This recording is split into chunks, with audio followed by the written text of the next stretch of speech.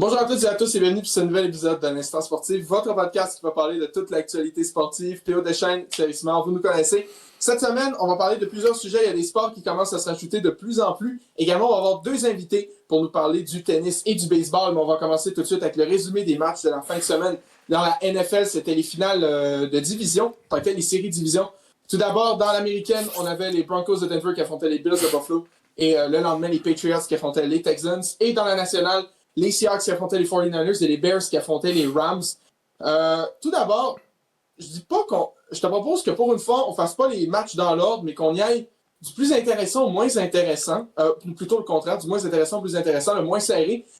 On va commencer par le match Seahawks-49ers, qui a été le deuxième à être joué dans la fin de semaine, parce que c'est tellement lui qui a eu le moins de suspense. Il y a une info à retenir pour ce match-là. En 13 secondes, les Seahawks ont marqué plus de points que les 49ers dans tout le match. Et ça a été une... Moi, je pense qu'on peut dire l'expression pour rester familier, une varlope. Ouais, vraiment une varlope. Les blessés des 49ers, là, les ont enfin rattrapés. Puis les Seahawks, pour vrai, ils sont vraiment bons. Là. La défense, même Sam Darnold, les unités spéciales, là, tout fonctionnait. Puis du côté des 49ers, il n'y a rien qui fonctionnait. On a seulement fait 6 points pour vraie domination totale. Même qu'il y a des fans des Seahawks qui n'ont même pas fini la game, ça ne servait plus à rien. C'était complètement une domination. Là. Tu pouvais skipper le quatrième quart et t'avais pas de stress. Moi, j'ai regardé vraiment les 4 matchs cette fin de semaine, mais celui-là, comme je le regardais à moitié, mais je savais que j'allais pas manquer grand-chose. Les Seahawks, donc, ils l'ont remporté facilement 41-6. Et pour un deuxième match de suite, les 49ers qui n'ont pas été capables d'aller chercher un touché contre les Seahawks. Parce qu'on se souvient qu'ils avaient joué contre en fin de saison régulière et que Seattle avait gagné quelque chose comme 13-3. Donc là, encore là, pas de touché pour les 49ers. Également, pour le premier match de dimanche, le troisième de la fin de semaine, les Patriots de Nouvelle-Angleterre qui affrontaient les Texans de Houston. Puis ça a quand même été relativement... Ça aurait pu être disputé si CJ Stroud n'avait pas décidé d'être prime, genre de mixer le pire côté de Geno Smith et toi, Tagovailoa, genre sincèrement, CJ Stroud a eu un match juste affreux. Puis c'est vraiment dommage de voir comment les Texans ont une excellente défensive. La défensive des Texans a vraiment bien joué encore dimanche dernier. Parce qu'on l'a vu, là, les Patriots, ça n'a pas été tant parfait le match. Drake May a connu quelques revirements aussi. La protection du ballon était compliquée du côté de la Nouvelle-Angleterre. Mais CJ Stroud, ça a été affreux. Il a lancé 4 interceptions dans la première demi. Puis je pense 5 en tout, mais en tout cas, il a causé 5 revirements. C'était totalement affreux. Notamment, une fois, il s'est fait plaquer, a lancé le ballon, intercepté, ça a mené un touché directement du côté des Patriots.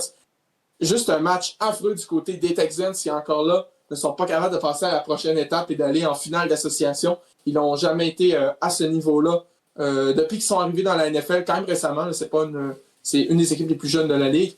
Mais c'est pareil. Puis les Patriots, de ce côté-là, qui remportent 28-16 et qui sont de retour dans le match de finale de l'Américaine.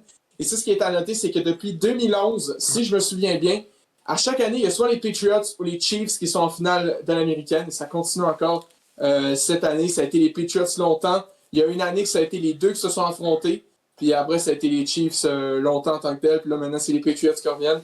Donc, ouais, c'est ça. Gros match compliqué pour les Texans. Puis les Patriots qui continuent sur leur bonne lancée. Puis oui, les turnovers peut montrer à quel point CJ Stroud était mauvais, mais une autre truc qui peut montrer à quel point il était mauvais, parce que ses passes étaient tellement pas précises qu'il y en a qui se faisaient pas intercepter, mais que les receveurs pouvaient tellement pas les rattraper. Il y a même une passe tellement était mauvaise, Dalton Schultz a essayé de la rattraper, puis c'est tellement mal lancé que quand il a essayé de l'attraper, il s'est torn son ECL, puis sa saison était finie, même s'il gagnait le match, si les Texans gagnaient le match. Ses passes étaient vraiment affreux, c'était pas précis, il était, je sais pas qu'est-ce qu'il y avait là, il y a mauvais puis il y a qu'est-ce que lui était. J'ai vu une stat que si il avait juste mis son genou à terre à tous les jeux, il y aurait eu une meilleure cote de corps arrière que qu'est-ce qu'il y a eu. Vraiment, c'était un match affreux, c'était une chance que sa défense était bonne parce que sinon ça aurait été un blowout pire que les Seahawks parce que pour vrai c'était dégueulasse, là, sérieusement. Là. Non, pour l'instant, c'était vraiment pas fort. Puis c'est comme on l'a dit, Drake May n'a pas connu un match parfait, mais quand il fallait commettre des gros jeux, il en a fait 3 passes de toucher pour le carrière des Patriots. Mais là, c'est ça donc, que le monde dise. Est-ce que c'est encore une victoire frauduleuse des Patriots parce qu'ils ont affronté CJ Stroud qui n'était pas capable de lancer un ballon. Là, donc là, la question se pose, mais là, c'est une des équipes qui ont fait le plus de points contre une des meilleures défenses de la ligue. Donc, faut donner ça aussi. Donc, on n'arrête pas de dire ils ont eu la saison la plus facile. Premier round, c'était la pire O-line, là, c'est CJ Stroud. Il y a tout le temps une raison, mais ils gagnent. Oui. Donc, on faut leur donner ça. Et, hâte de voir ça cette fin de semaine. Sinon, on va passer au match entre les Rams et les Bears, qui a été le dernier à se jouer. Un match qui a été très, très disputé, un match très défensif aussi. Je me souviens, j'ai écouté le match RDS, mais on l'écoutait. Puis Pierre Marcheval avait dit en blague pendant le troisième quart, est-ce qu'on peut switcher au quatrième quart, il va rien se passer. Puis effectivement, c'est passé des trucs au quatrième quart. C'était, je me souviens bien, c'était l'égalité 10-10 à la mi-temps. Puis c'est resté pareil jusqu'au quatrième quart en tant que tel. Les Rams qui vont chercher un toucher. Après, donc ils menaient à ce moment-là, c'était 17-10. Les Bears, là, on était en quatrième essai et 8, quelque chose comme ça. Il restait 20 secondes au match. Caleb Williams se faisait courir après comme... C'était pas un jeu parfait pour commettre une passe. On était sûr que c'était fini. Une passe, genre, pas un Hail Mary d'un peu moins loin, quand même, une espèce de passe du dernier espoir parfaite, toucher des Bears qui vont égaliser le match à 20 secondes de la fin, qui force la prolongation. Après la prolongation, malheureusement, Caleb Williams qui a été victime d'une interception, ce qui a mené après à un botté victorieux des Rams, donc Los Angeles, qui s'en va en finale de la nationale et qui vont affronter les Seahawks de Seattle. C'était quand même un gros match pour les deux équipes, un match très très serré. Je pourrais déjà en début d'année, personne ne serait imaginé que les Bears auraient été comme à 3 points potentiellement de se rendre en finale d'association de la nationale. Là. Déjà à faire les séries, je pense pas qu'il y a grand monde qui s'y attendait. Puis pour une grosse première saison grosse saison pour les Bears en tant que tel, vraiment très prometteuse. Caleb Williams très prometteur aussi. Qui ont encore montré qu'ils sont capables de se remonter, même au dernier moment, comme on l'a vu justement dimanche passé. Puis une saison beaucoup positive pour Chicago. Toutefois, il y a des trucs qui ont fait mal. Moi, je pense notamment à l'attitude, pas l'attitude, mais à l'espèce d'habitude de Ben Johnson, de toujours y aller en quatrième essai, ou en tout cas souvent. Ça a peut-être coûté des points en tant que tel aux Bears, notamment un botté. Il y a une ou deux fois, il aurait pu faire un botté, peut-être aller chercher au moins un 6 points de plus qu'ils n'ont pas fait. Donc, c'est peut-être ça qui a coûté le match côté de Chicago. Mais ça reste quand même une bonne saison dans l'ensemble. Puis sinon, les Rams, qui n'ont pas été tant impactés par la température que ça. Puis Matthew Stafford a connu un gros match, ses receveurs aussi, notamment pour Konakua. Donc, rien à redire sur ce match-là, qui était vraiment excellent. Puis j'ai très hâte de voir l'affrontement entre les Seahawks et les Rams dimanche. Dans les 4 équipes qui restent, les Rams, c'est probablement la seule qu'on aurait pu prédire en début de saison qui allait être dans le top 4. Les Seahawks, on pensait pas du tout, surtout avec Sam Darnold. On pensait vraiment pas qu'elle allait être là. Les Patriots, oui, il y avait une saison avec des adversaires faciles, mais l'année passée, il était quoi, 4-13? On pensait pas qu'elle allait être là. Les Broncos, ils auraient pu faire les séries, on aurait pu le prédire, mais qu'ils soient premiers de leur division, puis qu'ils battent les Bills, on n'aurait pas pu penser non plus. Justement, on va en parler du match Bills-Broncos, qui a été absolute cinéma. Qu'est-ce qui est vraiment plate, c'est que c'était un des meilleurs matchs depuis longtemps, qui a été fini à cause des arbitres. Il y a eu plusieurs jeux qu'on peut se poser des questions. Mais vraiment un match incroyable. Bo Nix a fait les jeux qu'il avait besoin. C'était pas le plus grand match des deux carrières, mais ils faisaient leur jeu quand il y avait besoin. Quelques revirements du côté des Bills qui ont pu leur faire mal, mais c'était vraiment un match incroyable des deux côtés. Il y avait des points des deux bords. Vraiment fantastique comme match. Et là, en fin de quatrième quart, il y a comme une pass interference qui n'est pas appelée contre les Broncos. Ça aurait pu être une passe qui aurait été attrapée par les Bills, puis il aurait probablement peut-être gagné sur ce jeu-là. Donc là, ça n'a pas été appelé. On s'est dit, OK, c'est un match de demi-finale d'association. C'est sûr qu'ils vont ranger le sifflet. C'était pas non plus hyper flagrant. Donc, ils vont ranger le sifflet, surtout en prolongation. Et là, finalement, en prolongation, ils ont tout appelé du côté des Bills. À chaque fois qu'ils faisaient un jeu, il y avait une pénalité. Il y en a eu 2 qui s'est des passes d'interférence qui étaient très similaires à celles au quatrième quart, mais ces 2-là ont été appelés. Puis c'est ça qui a finalement donné la victoire aux Broncos. Mais aussi, juste avant cette drive-là des Broncos, il y a eu la fameuse attrapée qui n'était pas une attrapée. Et je vais être honnête, je sais pas assez le règlement exact, mais de ce que je comprends, il y avait le ballon, son genou était au sol, puis il se faisait toucher au sol, donc normalement c'est fini, mais ça a l'air qu'il faut que tu je sais pas comment dire, mais que tu résistes au contact du sol puis que tu gardes le ballon. J'ai pas trop compris, ça a été rule interception, mais le problème c'est que dans le match juste après, c'était des Bears puis des Rams, il y a eu un jeu très similaire qui a pas été appelé. Donc là on était genre ouais mais là c'est un jeu quasiment pareil puis il est pas appelé. Donc c'est ça qui est un peu bizarre. Mais il y a 4 jeux qui a été questionable, puis les 4 sont allés en défaveur des Bills. Genre, c'est vraiment place pour Josh Allen. Puis on l'a vu, Josh Allen, il pleurait, il savait que c'était sa chance. Là. Il savait, là, il n'y avait pas de Lamar, pas de Joe Burrow, puis pas de Pat Mahomes. C'était sa chance d'y aller. Ouais. Puis en plus de ça, qu'est-ce qui est plate, c'est que là, Bo Nix, sur l'avant-dernier jeu, si je me trompe pas, il s'est cassé la cheville. Ouais. Donc il va pas pouvoir jouer le prochain match. Ça va être leur backup qui va jouer. Donc Jared Stidham, ouais. ça donne une finale d'association pas folle, hein? Ben, tu sais, c'est ça. T'as comme Drake May qui a pas été, qui est encore jeune, qui a pas été ultra flamboyant contre les Texans. Il a bien joué, mais tu sais, comme il a commis quand même quelques erreurs. De l'autre, t'as Jared Stidham qui a pas joué cette année, qui a pas lancé de passe depuis 2023. Puis tu sais, ça reste un backup QB, là. Tu sais, c'est comme. C'est pas l'affrontement de l'année niveau corps arrière, mais bon.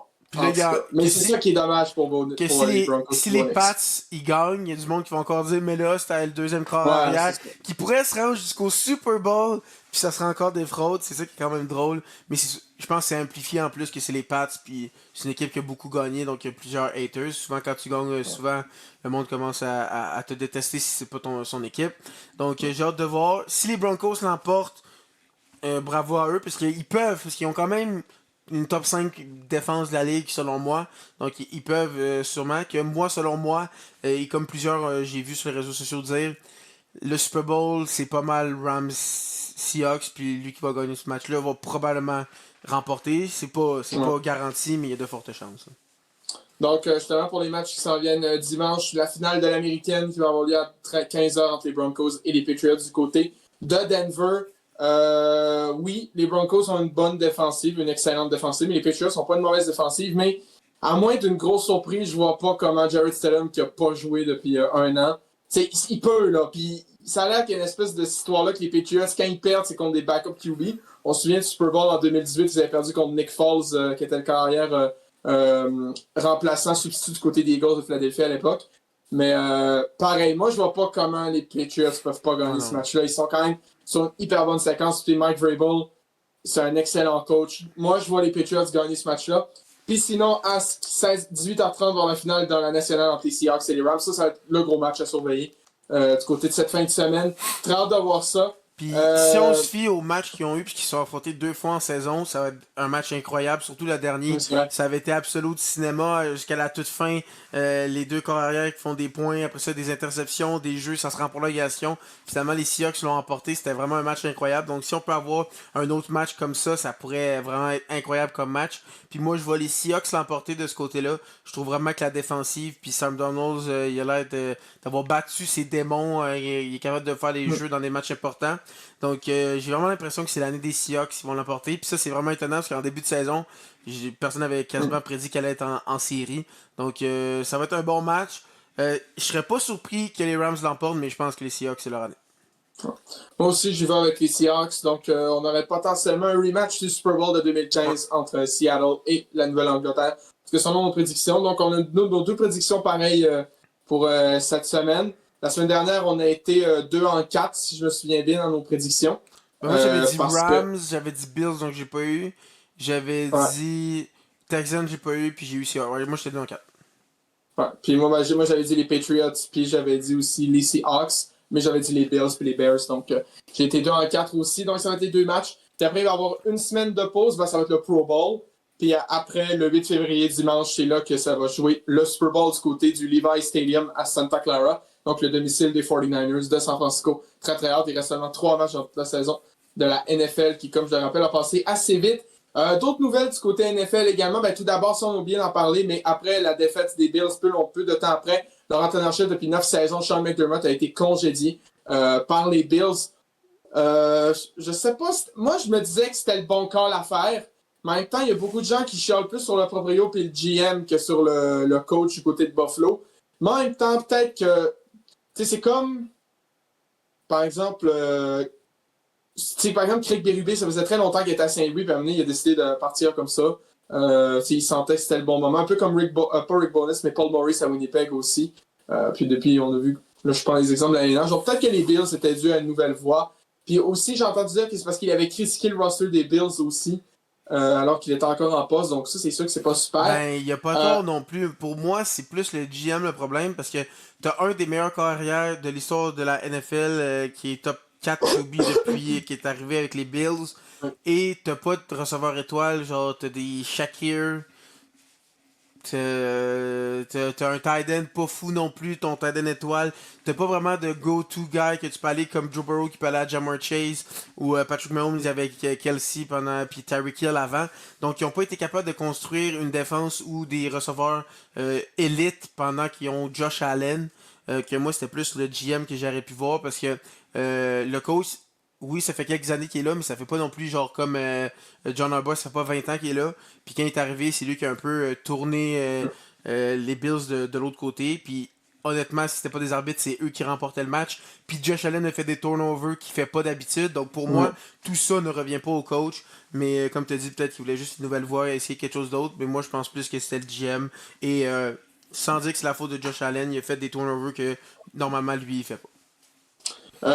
Également, pour l'instant, on ne sait pas c'est qui va le remplacer, mais on a des rumeurs que c'est peut-être l'ancien coach des Giants, celui qui était l'année prochaine, c'est qui remplacerait.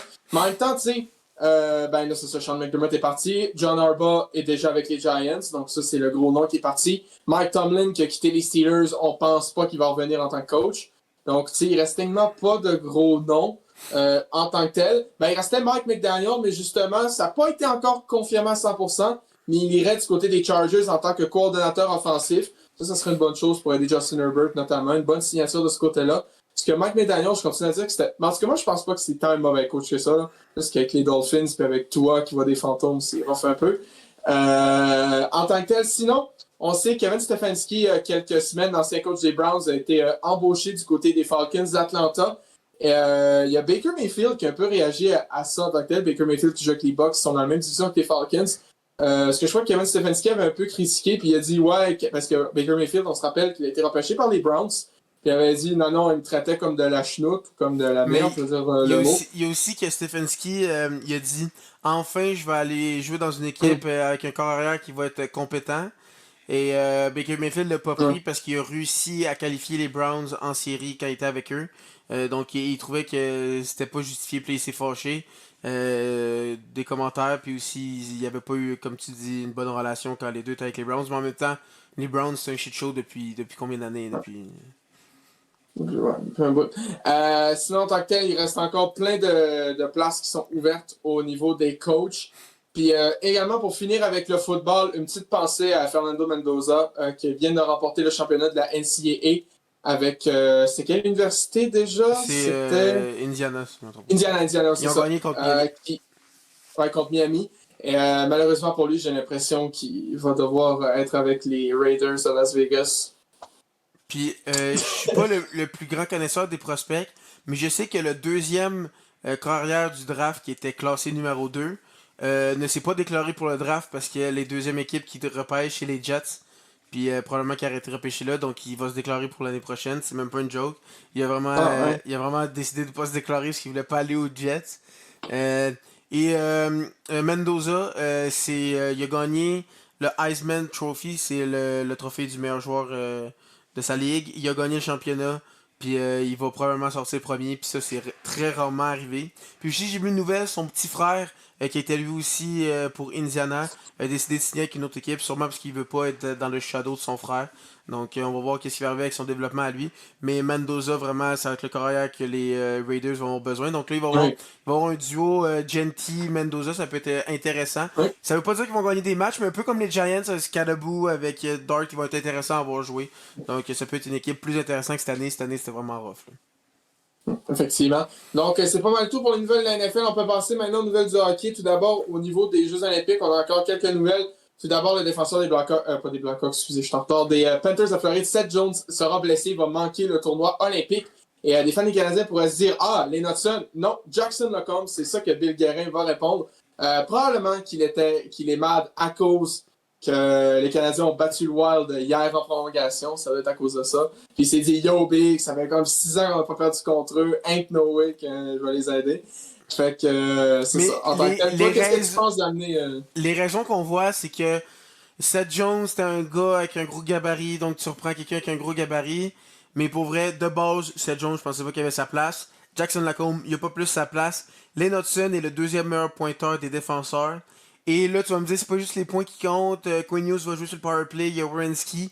Ben, Len Hudson, si tu regardes vraiment ses matchs, tu vois que défensivement, il se débrouille très très bien. Puis que oui, il a un petit gabarit, mais je le prendrais au vu plusieurs gros gars. Il va dans les coins, il se combat.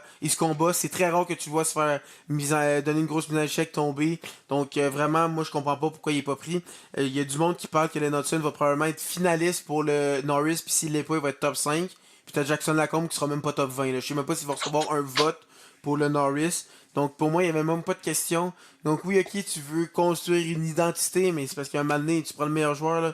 Je veux bien... je veux construire une identité de robustesse, je vais prendre Ryan Reeves au vœu Connor McDavid. Non, non, à un moment donné, tu prends le meilleur joueur des deux, puis c'est tout, là. Jackson Lacombe, c'est un bon premier, peut-être deuxième défenseur, puis Len Hudson, c'est un élite défenseur qui est en conversation pour un Norris, qui fait 52 points à 50 matchs, en haut d'un point par match, qui est un gamer, il est là dans les moments importants. Pour vrai, ça... Puis depuis le mi-décembre, si je me trompe pas, Ouais, il est quatrième meilleur pointeur de la ligue. De la ouais, c'est ça. ligue. Derrière Kucherov, McKinnon et McDavid. Là. Puis non, on va prendre Jackson Lacombe. Non, pour vrai, moi je trouve que ça n'a pas de bon sens. Ça n'a vraiment pas rapport. Là. Sinon, pour ce qui est des blessures, on sait qu'Anthony Cirelli et Darcy Kemper ont quitté pour des blessures récemment. Ça a l'air que les deux seraient corrects pour représenter le Canada pour les JO. Donc, très content parce que j'ai payé 287$ pour changer de Darcy Kemper. Puis si je jouais pas, j'allais crash out. Sinon, en tant que tel, pour ce qui est du dernier roster qu'on n'avait pas, c'était lui de l'Italie, lui qu'on attendait tous, bien sûr, Ben oui, les Juggernauts pour les JO. On avait déjà parlé, il y a un joueur qui appartient à une équipe de la LNH dans ça, c'est Damien Clara. Qui joue présentement avec le IF Brinas en Suède, puis qui est un choix de deuxième ronde ou de troisième ronde des Ducks Anaheim en 2023. Joue un peu dans la Ligue américaine, puis dans la East Coast, c'est encore très jeune, il a 21 ans. C'est un gardien de but. Donc, hâte de voir ça va être prendre lui, gardien partant. Un très grand gardien de but, 1m98 quand même. C'est pas loin, c'est au-dessus de 25 cm plus grand que moi, pour vous donner une petite idée. Puis sinon, j'ai regardé un peu l'alignement. Là, c'est sûr que c'est pas des joueurs qu'on connaît beaucoup, là, sincèrement. C'est des joueurs qui jouent en Italie, en Suisse, en Slovénie même, en Allemagne. Toutefois, il y a un que j'ai noté, c'est Thomas Larkin qui joue avec les Wild Wings de Schwenninger dans la Ligue allemande. Pourquoi je vous parle de lui? C'est pas que c'est le frère caché de Dylan Larkin, c'est juste qu'il a déjà joué Ligue américaine. J'ai vu ça l'autre jour. Il a joué quand même quelques saisons. Puis lui, il a été repêché à LNH, puis au début, je comprenais pas. Mais attends, il disait que Damien Clara, c'était le premier joueur italien à être repêché. Mais Thomas Larkin, comme il a 35 ans, il a été repêché en 2009. Mais c'est parce que Thomas Larkin, à la base, il est britannique. Il est né à Londres. Puis il a été repêché en 2009, donc techniquement en tant que... Je sais pas s'il était en tant que Britannique, mais ça a été comme le premier joueur entraîné en Italie à être repêché par la LNH. Puis depuis ce temps-là, il représente l'Italie. Donc, c'est pour ça qu'il compte avec l'équipe. Mais sinon, c'est sincèrement... Je vois, par exemple, Alex Pétan. Il n'y a pas de lien avec Nick Pétan. Donc, en tout cas, je ne crois pas. Puis sinon, c'est ça. Donc, je ne m'attends pas à ce que cette équipe joue les grands. Aspire aux grands honneurs, malheureusement. J'aimerais beaucoup. Ce serait sympathique. Mais je ne pense pas qu'il faut s'attendre à ce que l'Italie aille menacer le Canada, la Suède ou les États-Unis. Ça me surprendrait beaucoup. Donc, c'est pas mal tout pour les Jeux Olympiques. Sinon, il y a eu quand même deux gros échanges quand même. Tout d'abord, Rasmus Anderson, qui s'est joint aux Usual Suspects, les Golden Knights, qui a quitté les Flames en retour de Zach Whitecloud, Abram Wybe, un choix de première en 2027, un choix de deuxième en 2027, qui deviendra un choix de première en 2028 si les Golden Knights gagnent la Coupe. Donc, on va prier pour que ça reste un choix de deuxième en 2027. Voilà. Si ça arrive que c'est un choix de premier tour, finalement, ben, les Flames vont avoir les 3 prochains premiers tours des Golden Knights, puisqu'on se rappelle, il avait donné un choix de premier tour de 2026 dans l'échange de Noah Hannafin.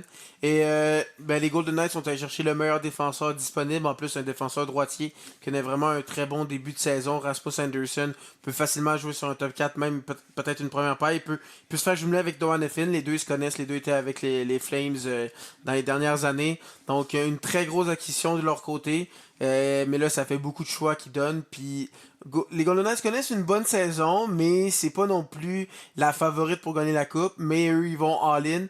Et il y avait des rumeurs que peut-être Boston voulait aller le chercher, mais Boston, il allait accepter de faire le trade s'il y avait une prolongation de contrat qui était attachée. Donc là, Vegas, ils n'ont pas de prolongation de contrat, donc ça se peut qu'après la saison, ils s'en aillent.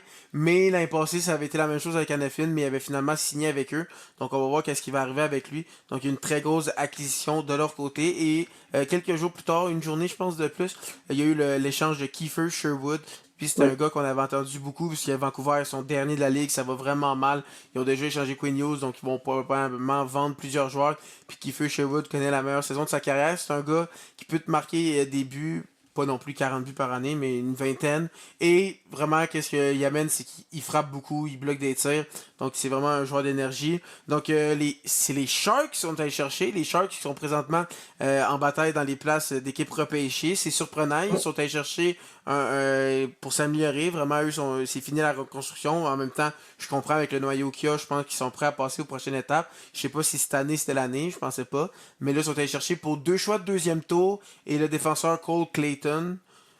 Clayton, je sais pas comment le prononcer, je vais être honnête, je l'avais jamais entendu avant. Ouais. Donc c'est surtout les 2 choix de deuxième tour, les grosses pièces pour lui. Je trouve que pour un gars qui avant cette année, c'était plus un gars de troisième, quatrième trio, c'est quand même très bien pour Vancouver qui là vraiment, je pense qu'ils vont entamer une petite reconstruction. Peut-être pas au complet vu que les joueurs qui sont allés chercher comme Rossi déjà un peu Ouais. avancé, il n'y a pas 18 ans. Mais pour vrai, je pense que c'est une bonne transaction pour eux. Toi, qu'est-ce que tu penses de cette transaction-là? C'est une bonne transaction. C'est quand même un gros retour pour Kiefer Sherwood. Là. Il y a quelques années, on aurait dit ain't no way que tu gagnes 2 choix de deuxième pour Kiefer Sherwood. Mais tout ça, en tout cas, il est en train de faire prouver sa valeur. Sinon, on se souvient, en 2018, les Rangers avaient envoyé une lettre à leurs partisans pour dire là, les bros, on va retour parce que ça va pas bien. Entre-temps, ils ont eu un petit peu de succès. Ils ont notamment fait 2 apparitions en finale de conférence, si je me souviens bien, en 2022 puis en 2024. Puis il avait Et là, même ils ont envoyé gagné, mais il avait même gagné aussi un Ouais, il trophée a des gagné le trophée présidents. des présidents aussi. Puis là, ils ont envoyé une lettre à leurs partisans. OK, on va faire un petit retour, les bros, parce que ça va pas bien présentement. Puis effectivement, les Rangers sont très médiocres. Et également, on entend dire qu'on ne re-signerait pas Artemi Panarin non plus. Donc maintenant, je prie pour qu'il ne se ramasse pas à Vegas lui non plus. Ça serait quand même. Ben, ça a l'air que qu'est-ce que lui il voudrait aller, c'est les Panthers. Ah, ben c'est encore mieux. Youpi, les 2 équipes que tout le monde aime. Blague. Et ouais, c'est ça. Donc, Panarin ne re-signerait pas avec les Rangers. En même temps, s'il signe à Floride, ce serait logique. Là. Il y a déjà Bobrovski. Là. Ça serait comme. Ben, Mais, il l'a connu, il a joué avec à Columbus. mais Donc, ils veulent faire un retool, mais honnêtement, s'ils veulent faire un retool, ça veut dire qu'ils vont garder ces Shurkin Adam Fox, probablement. C'est probablement ça ouais, le noyau j'espère. qu'ils veulent. Lafrenière n'a pas tant de valeur avec le contrat qu'il y a, c'est genre 7 ans, 7,5 millions. Ah non, non, non. Zibanejad, il est descendu, puis il est rendu de plus en plus vieux. Autre que ça, t'as quoi à échanger pour faire un retool? Trocheck, même là, Ouais, il y a Trocheck. JT Miller vient d'aller le chercher. Ils l'ont nommé capitaine. Est-ce que tu l'échanges tout de suite? puis Je ben, il n'y a sais- pas une saison incroyable, JT Miller, on va se le dire. Donc, ils veulent faire Fait un retour, mais moi, je pense plus s'arrêter une reconstruction qu'il aurait dû faire, puis genre, essayer d'aller chercher le plus possible pour Adam Fox, mais on le sent en même temps, Adam Fox, il veut juste jouer avec les Rangers. Donc, ça, c'est aussi un problème. Ça peut jouer aussi dans la balance. Là. Si lui, il veut juste jouer là, puis tu peux pas vraiment l'échanger, comment tu fais pour faire une reconstruction? Ils sont comme dans une place bizarre, en plus avec Drewy, qui selon moi, il a arrêté de congédier fait longtemps. Cette équipe-là s'en va vraiment nulle part. Là. Il y a 2 ans, on pensait que c'était la prochaine équipe à dominer, puis finalement, 2 ans plus tard, vraiment pas. Également, on a eu une scène assez rare entre le match entre les Panthers et les Sharks, mis à part la grosse mise en échec de Vincent Desharnais sur Matthew Tkachuk, qui était quand même qui Violent. était assez drôle à voir. Je me souviens du tweet de Steve Dangle. Le clip, il durait genre 5-6 secondes sur Twitter quand j'ai vu. Puis il a dit comment ça se fait que la vidéo dure 8 heures, je comprends pas. Parce que c'était trop le fun à regarder, je pense. Surtout après les propos qu'il y a eu Mathieu Tkachuk lors de sa visite à la Maison-Blanche. Mais sérieux, il y a eu une bagarre de gardien de but entre Alex Nedeljkovic et Sergei Bobrovski. Donc ça, c'est quand même assez rare qu'on voit ça. Moi, dans ma tête, les dernières qu'on avait eues, c'était quand c'était big, la bataille de l'Alberta, comme en 19-20, en 20-21, 21-22. Ben, Mais c'était une bataille comme entre Cam Talbot et Mike Smith en 19-20, là, ben quand c'était au US Saints. j'avais vu une statistique qu'il n'avait pas eu, ça fait 6 ans. Donc, ça accorde Ça avec les fait, dates que ça tu fait. dis. Il y avait eu Gibson, un moment donné, qui voulait se battre, mais les gardiens l'ont arrêté. Biddington aussi, un moment donné, avec Fleury, mais les arbitres n'arrêtaient pas de les arrêter. American veut toujours se battre, mais ouais, c'est Ouais, ça. mais avec Fleury voulait y aller avec lui. mais les arbitres avaient dit non. Que là, c'est pour ça que Bobrovski, lui, il a pas fait je vais y aller tranquillement. Là. Il a sprinté vers Nedeljkovic, puis ils se sont battus tout de suite, donc là, les arbitres n'ont pas pu les arrêter. Surtout qu'ils étaient occupés avec toute la mêlée qu'il y avait à côté du filet. Donc c'était quand même un bon combat. Là. Les deux ont toujours des punchs. Puis c'était un vrai bon combat, puis c'était quand même vraiment drôle. Ça a fait le tour des réseaux sociaux, ce combat-là. C'est vraiment rare, comme on le dit. Ça fait 6 ans qu'on ne l'avait pas vu. Là. Rendu là, c'est plus commun de voir des buts de gardiens que des combats de gardiens. Là. Oui, ben justement, parlant de but de gardien, Carter George, qui a notamment été gardien de but pour Team Canada Junior lors des 2 derniers championnats du monde junior, a marqué son 2e but dans la Ligue Ontario ce soir. Donc, écoute, c'est quelque chose à noter. Également, pour parler de premier but, Constant Elenius a marqué son premier but dans l'uniforme des Sabres. Buffalo, hein? Des Sabres, c'est ça. Puis il a connu une série de 3 points. Donc, pas une série, mais un match de 3 points. Donc, gros match pour Constant Elenius. Puis pour finir avec les Sabres de Buffalo, j'ai mis mon chandail pour célébrer, c'est le 91. Josh Doan a signé une prolongation de contrat de 7 ans, 6,95 millions. C'est pas cher payé, moi, je trouve. C'est surtout avec le plafond qui monte en tant que tel.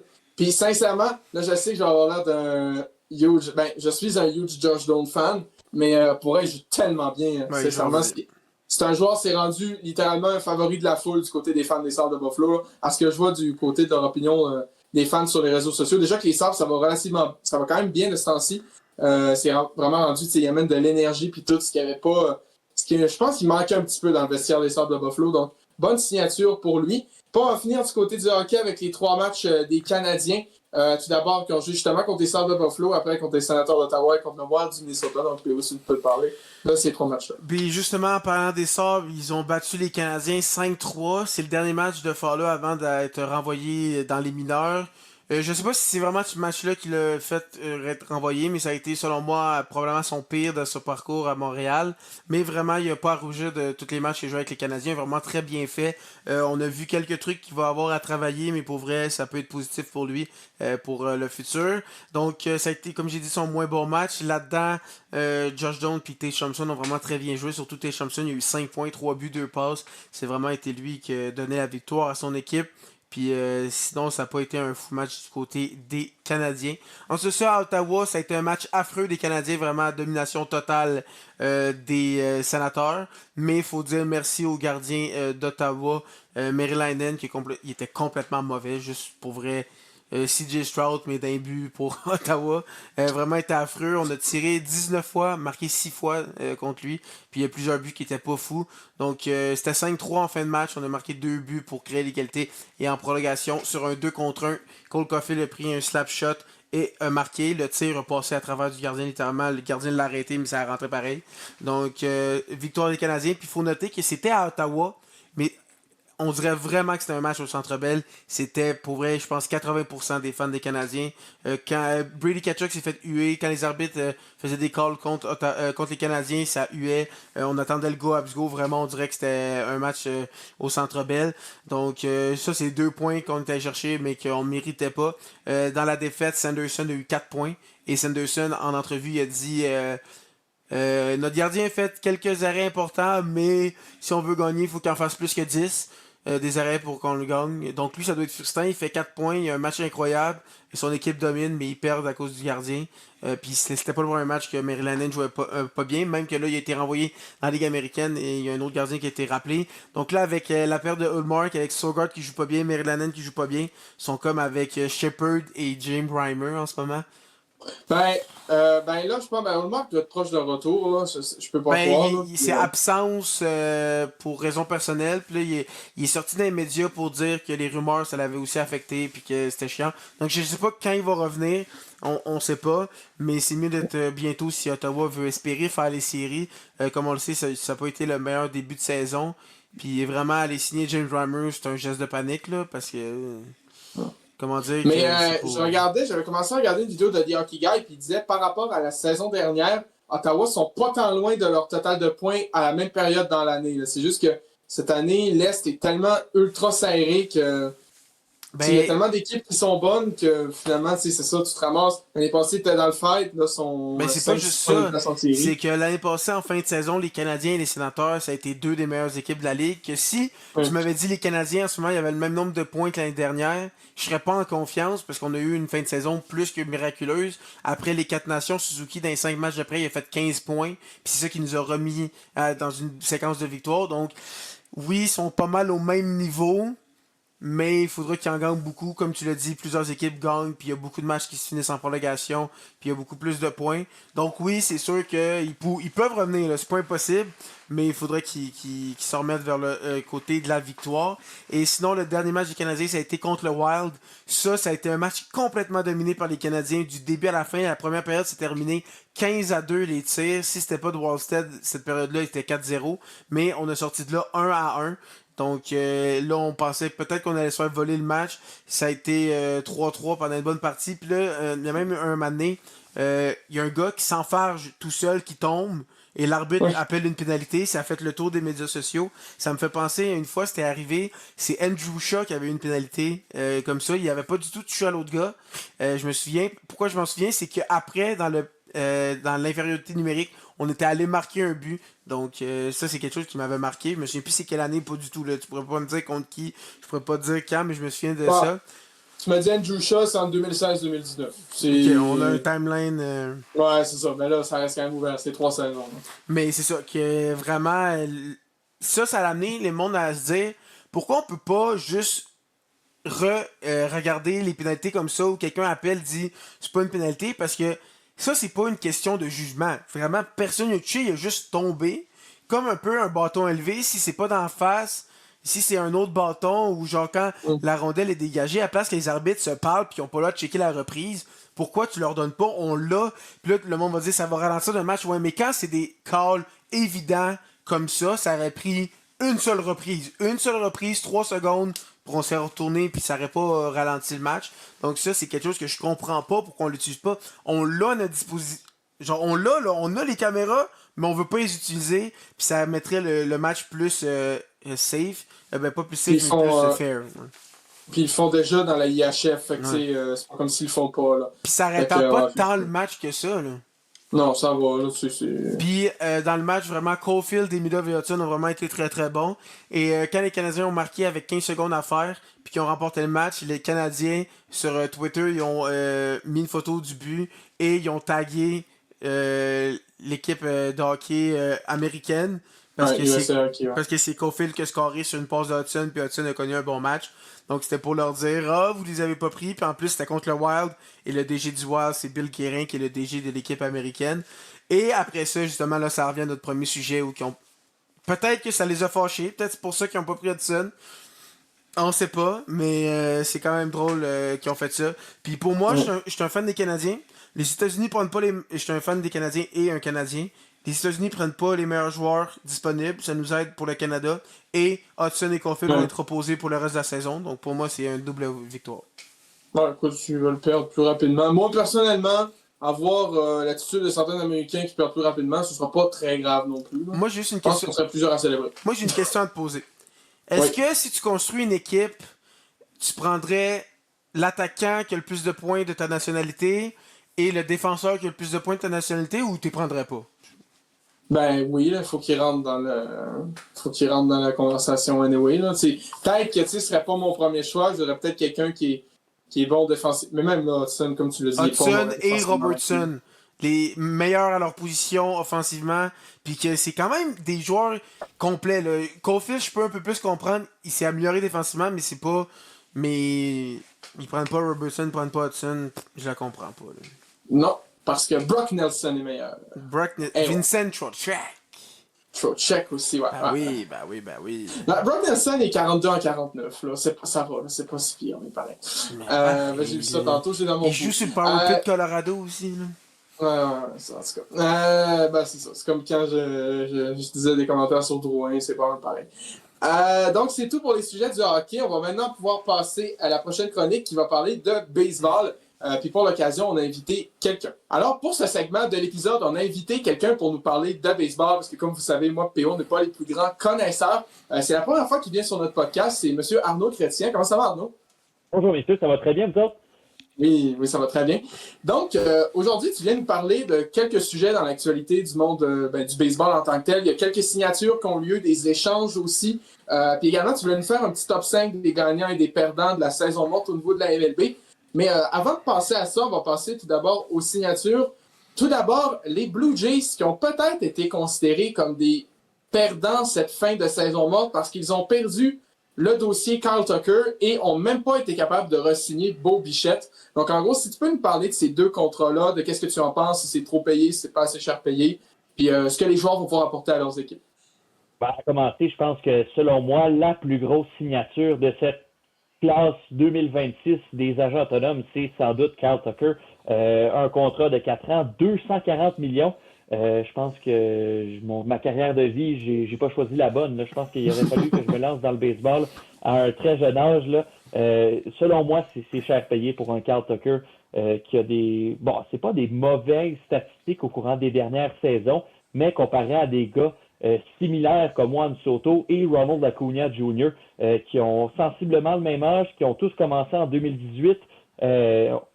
Bon, c'est sûr que Ronald Acuna Jr., son contrat est vraiment fascinant. Là, je pense que Alex Antopoulos, le GM des Braves, a fait comme une Kent Hughes un petit peu pour les Canadiens de Montréal, a vraiment pris un corps de jeunes joueurs et ils ont tous signé pour des contrats qui sont un petit peu en rabais, si je peux dire. Et puis bon, c'est sûr que Juan Soto, qui a littéralement brisé la banque l'an dernier avec les Mets de New York, là, à peu près 60 millions par année. Et puis Carl Tucker est rendu là. C'est cher payé pour Carl Tucker, je trouve, mais écoutez, c'était le meilleur agent autonome qu'on pouvait aller chercher cette année. Et puis, on sait, les Dodgers ont de l'argent à dépenser. On est en train de se bâtir un méga club. Je regarde l'alignement, là, ça va être quelque chose là, pour les équipes qui vont devoir affronter l'équipe de Los Angeles cette année. Bonne chance, c'est ce que je peux dire. Mais selon moi, Carl Tucker, 4 ans, 240 millions, c'est cher payé, mais il faut savoir que les Mets étaient également prêts à dépenser de grosses sommes. On était à 4 ans, 220 millions. Donc, il y avait juste un petit 20 millions d'écart entre les deux clubs. Mais il faut savoir que Carl Tucker a décidé de se joindre littéralement aux Dodgers, qui vont être un problème encore une fois l'année prochaine. Puis au niveau de l'ordre, pas de l'ordre, mais de l'offre que les Blue Jays avaient faite pour Carl Tucker, est-ce que c'était similaire à ce que les Mets et les Dodgers ont proposé ou on était encore loin là? Écoute, selon moi, les Blue Jays qui ont proposé 10 ans, 350 millions à Carl Tucker, et selon moi, c'est le contrat moyen que Carl Tucker devrait avoir, à peu près 35 millions par année. Je pense pas que j'irais plus haut que ça. Oui, il était bon avec les Cubs de sa première année l'an dernier, mais a joué seulement une 70aine de matchs à peu près. Il a été ennuyé par des blessures, mais je pense que 35 millions, les Jays ont fait la bonne décision de pas vraiment donner plus que ça. 35 millions, c'est vraiment très raisonnable pour Carl Tucker. Et puis, si on peut faire une transition sur Beau Bichette, Beau Bichette, on parle de 3 ans, 126 millions. Ça, c'est 42 millions par année. Si Beau Bichette ne paye pas un beau souper steak à Carl Tucker après ça, c'est grâce à lui, littéralement, que Bichette se fait payer autant parce que les Mets ont dû se revirer la journée même. On a perdu Carl Tucker, on n'a pas le choix de faire un gros splash, comme on peut dire. Donc, Beau Bichette qui a pu bénéficier de la signature de Carl Tucker là, avec les Dodgers de Los Angeles. Puis sinon, en tant que tel, pour les Blue Jays, Beau Bichette, que c'est quand même ça va être une grosse perte pour l'équipe l'année prochaine. Mais est-ce que tu penses quand même qu'avec les ajouts qu'ils ont fait dans la saison morte, c'est une perte qu'ils vont pouvoir compenser ou ça va quand même laisser un vide dans la formation? Ouais, je suis pas inquiet que les Blue Jays vont quand même avoir un très bon club en 2026, même si Beau Bichette n'est pas là. On l'a vu pendant les séries éliminatoires l'an dernier. Beau Bichette est revenu seulement à la ronde de la série mondiale. Encore là, oui, a bien fait, surtout lors du 7e match avec son circuit contre Shohei Ohtani qui a pu les propulser en avant. Bon, on ne se rappellera pas comment ça a terminé malheureusement, mais les Jays qui ont un alignement quand même très franc, sans Beau Bichette, et puis là on est allé ajouter plusieurs bonnes pièces lors de cette saison morte. Je pense notamment à Dylan Cease, Kazuma Okamoto, notamment Tyler Rogers, Cody Ponce. Ça va vraiment être un bon club, puis on a encore tous ces joueurs-là qui ont vraiment performé l'an dernier. Je pense à Addison Barger, Alejandro Kirk qui a vraiment élevé son jeu. Donc vraiment, les Jays, je ne suis pas inquiet que même l'année prochaine, on va avoir une excellente équipe puis on va se rendre peut-être pas autant loin, mais assurément que là, on va pouvoir se rendre loin en série. Puis sinon, aujourd'hui, il y a une autre transaction, pas une autre transaction, mais une autre signature qui est sortie, c'est Cody Bellinger qui a décidé de signer avec les Yankees de New York. Qu'est-ce que tu penses de cette signature-là? C'est ce que les Yankees se devaient d'aller chercher, de moins de re-signer Cody Bellinger. C'est pas compliqué chez les Yankees, on n'a pratiquement rien fait de la saison morte. C'est assez triste de voir qu'une équipe comme ça, qui a des attentes à chaque année avec un joueur phénoménal comme Aaron Judge, on lui donne pas une meilleure équipe, on lui donne pas du progrès à chaque année dans comment je pourrais dire ça, avec les joueurs qu'on amène à New York pour jouer dans le Bronx. Mais 5 ans, 160 millions, encore là, est-ce que Cody Bellinger vaut réellement ça? Peut-être que si depuis sa saison MVP qu'il a pu mettre en 2019, il n'avait pas arrêté de mettre ces mêmes numéros-là, je pense qu'on devrait le payer plus, mais même là, vous le savez, les gars, le marché cette année nous l'a démontré. Si vous voulez aller chercher des gros joueurs comme ces gars-là, faut sortir le porte-monnaie littéralement.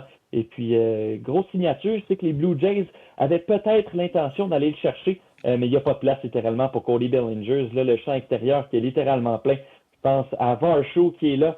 Il n'y a pas de place. Santander également qui est là. Donc, bonne acquisition pour les Yankees. Là. Puis maintenant, si on peut passer à ton top 5 des gagnants et des perdants de la off-season, est-ce que tu préférais commencer par tes perdants ou par tes gagnants? Écoute, pourquoi pas commencer avec les gagnants? Je pense que ça fera un petit peu moins la surprise que les perdants. À commencer avec le premier gagnant que j'ai pour cette saison morte, assurément. Je ne sais pas si vous avez certains doutes, mais j'ai mis les Dodgers de Los Angeles. Si tu t'en vas chercher un gars comme Kyle Tucker, qui, bon, comme j'ai mentionné, est un peu surpayé, mais ça n'enlève pas toutes les performances qu'il a réussi à mettre au courant des dernières saisons. Et également, tu t'en vas chercher un releveur étoile des Mets de New York pour 3 ans, 69 millions en Edwin Diaz. Ça, c'est assez solide. Et également, bon, c'est un peu moins majeur que ces autres transactions, mais un gars comme Miguel Rojas qui va t'assurer un poste au deuxième but, peut-être que tu veux le mettre également à l'arrêt-court si Mookie Betts a des blessures ou connaît peut-être pas le meilleur début de saison et tu veux le remettre au champ droit. Je pense que tous les fans des Blue Jays là, vont vouloir oublier le nom de Miguel Rojas pendant les décennies à venir. Je vous le rappelle, lui qui a frappé ce circuit, qui a causé l'égalité lors du 7e match de la Série mondiale l'an dernier. Mais vraiment, les Dodgers, là, ça va être l'équipe à battre en 2026. Puis, si je regarde l'alignement potentiel, là, on commence avec un gars qui est pas pire au baseball. Je sais pas si vous le connaissez. Il s'appelle Shohei Ohtani, Mookie Betts, Freddie Freeman, Will Smith. On rajoute Kyle Tucker là-dedans. L'ancien Blue Jay, c'est Oscar Hernandez qui est excellent. Andy Perez, Max Muncy, Tommy Edman. Fait il n'y a pas de faille. Il n'y a pas de faille dans cet alignement-là. De 1 à 9, c'est un défi. Et puis les lanceurs également, que dire des lanceurs, Shohei Ohtani, qui, bon, a été ennuyé par des blessures Tommy John des dernières années. Fait que ça a un petit peu ralenti sa progression au monticule. Et après ça, Blake Snell, Yoshinobu Yamamoto, qui a gagné le joueur le plus utile de la Série mondiale l'an dernier, Tyler Glasnow. Et puis là, pour le 5e poste de lanceur, je ne sais pas si les Dodgers vont vouloir remettre Roki Sasaki en tant que partant. Mais même là, si on décide de le garder dans l'enclos des releveurs, on a quand même 3 bonnes options de jeunes lanceurs, River Ryan, Emmett Sheehan, et puis également Gavin Stone. J'aimerais pas être un frappeur l'an prochain. Imaginez juste la situation suivante. Yoshinobu Yamamoto te lance 7 manches, 1 point gros maximum, et puis là, tu t'en viens en 8e manche. Tu dois affronter un gars comme Blake Trinan qui va te lancer des sliders puis des balles cassantes au-dessus de 90 000 à l'heure. Puis en 9e manche, tu dois affronter Edwin Diaz. Vraiment, les Dodgers, là, c'est le club à battre pour l'année prochaine, vraiment. Là. Puis sinon, au niveau de tes autres gagnants de l'off-season? Deuxième, les Mets de New York, j'ai pas le choix. Je les avais mis initialement un petit peu plus bas dans mon top 5, mais je pense que l'échange qu'on a récemment fait aujourd'hui, d'ailleurs, au moment où on enregistre cette vidéo, l'échange de Luis Robert avec les White Sox de Chicago, je pense que ça vient vraiment englober une excellente saison morte pour les Mets. Oui, on n'a pas fait toutes les acquisitions que les partisans voulaient. J'étais au début quand Pete Alonso a marché pour aller avec les Orioles de Baltimore. On s'est dit, ben non, on n'a pas donné une scène à Pete Alonso. Le gars a quand même le record pour le plus de coups de circuit frappés dans la franchise, puis on n'a pas donné une scène. Qu'est-ce qu'on va faire? Quand même, on a bien réussi à se rattraper. On l'a dit, Beau Bichette, 3 ans, 126 millions. On a échangé Marcus Semien aux Rangers du Texas pour Brandon Nimmo. Ça a déplu plusieurs, mais également, on l'a fait, je pense, pour un petit peu libérer la masse salariale au Texas. On a signé Ore Polanco, 2 ans, 40 millions, excellent joueur, a connu une bonne saison avec les Mariners l'an dernier. Et puis, comme je vous le mentionne, l'échange de Luis Robert, ce champ-centre qui a été un joueur vraiment formidable en 2023 pour les White Sox. Ça a été une production un petit peu décevante au cours des dernières années, mais c'est bien repris en 2025 lors de la deuxième moitié de la saison. Et puis, on l'a fait pour un prix assez raisonnable. Luis Angel Acuna, le frère de Ronald Acuna, qui est un joueur d'avant-champ. Et puis, également, on a échangé le releveur, le lanceur droitier, du moins Truman Pauly. Bon, ça, c'est un prospect, comme on peut l'appeler. Fait qu'on ne sait pas si ce gars-là va être vraiment la prochaine grosse affaire à Chicago. Mais je pense que c'est très acceptable comme échange pour les Mets. Et puis là, on risque d'avoir une situation intéressante du côté de l'avant-champ pour les Mets de New York. Beau Bichette risque de jouer au troisième but. On le sait, Francisco Lindor va occuper le poste d'arrêt court. On va mettre Marcus Semien au deuxième but et Ore Polanco va jouer au premier but. Il faut savoir que Polanco est un joueur qui est principalement de deuxième but, a joué beaucoup de matchs à l'arrêt court lorsqu'il était avec les Twins, mais des matchs au premier but, à ce que je sache, il y a un seul en carrière et c'était avec les Mariners de Seattle l'an dernier. Donc j'ai hâte de voir comment est-ce que les Mets vont gérer cet avant-champ-là. Et puis également, on a un petit peu de stabilité également. Brett Baty qui peut jouer absolument partout sur le terrain. On va le mettre dans le champ extérieur. On a mentionné du côté des Mets, principalement du côté du champ gauche. On ne sait pas si Carson Bench, le joueur recru des Mets, va être prêt pour le début de la saison. Mais ça va être intéressant de suivre ça. Et puis également du côté des lanceurs partants, situation intéressante. On a une très jeune rotation qui est soulignée par Nolan McLean, qui a absolument été incroyable lors de ça, lorsqu'il s'est amené avec les Mets après le match des étoiles l'an dernier. Sinon, Kodai Senga, selon moi, va falloir s'en départir, a littéralement perdu la notion d'être un lanceur étoile. Clay Holmes est en développement. David Peterson qui devrait revenir de sa blessure. Et puis Jonathan, le jeune lanceur, ça risque d'être fort intéressant. Faut pas oublier également Brandon Sprout. On pourrait aller toujours chercher Framber Valdez qui est toujours disponible sur le marché des joueurs autonomes. Bon, il y en a plusieurs qui vont dire « Ouais, mais Framber Valdez, c'est pas vraiment un bon teammate. » On se souvient l'an dernier, lorsqu'il avait accordé un grand chelem à un moment de la saison, c'était vers la fin, et le lancer d'après, il avait intentionnellement atteint son receveur à cause de ça. Et il y en a qui se disent « Ouais, est-ce que c'est vraiment un bon gars pour améliorer l'esprit d'équipe qu'il va avoir dans le clubhouse, si je peux me permettre? » Sinon, peut-être qu'on peut penser avec une réunion avec l'ex-lanceur des Jays, Chris Bassett, qui est présentement joueur autonome. Sinon, peut-être aller chercher Zach Gallen, qui est toujours disponible, des Diamondbacks. Et, comme je mentionne, explorer peut-être aussi le marché des transactions, échanger nos joueurs Kodai Senga, et peut-être qu'on peut ajouter le jeune Brandon Sprout pour aller chercher un lanceur. Et peut-être que si on offre plusieurs jeunes lanceurs, plusieurs jeunes dans l'organisation des Mets de New York, et on a un des meilleurs farm prospects de la Ligue, peut-être qu'un lanceur étoile de qualité comme Tarik Skubal pourrait se retrouver à Queens d'ici le match des étoiles. Ce serait vraiment fort intéressant. Et puis également, là, les Mets qui sont allés chercher de la bonne aide dans l'enclos des releveurs avec Devin Williams des Yankees et également Luke Weaver, des gars qu'on est allé chercher respectivement 2 et 3 ans de service. C'est vraiment bonne acquisition du côté des Mets.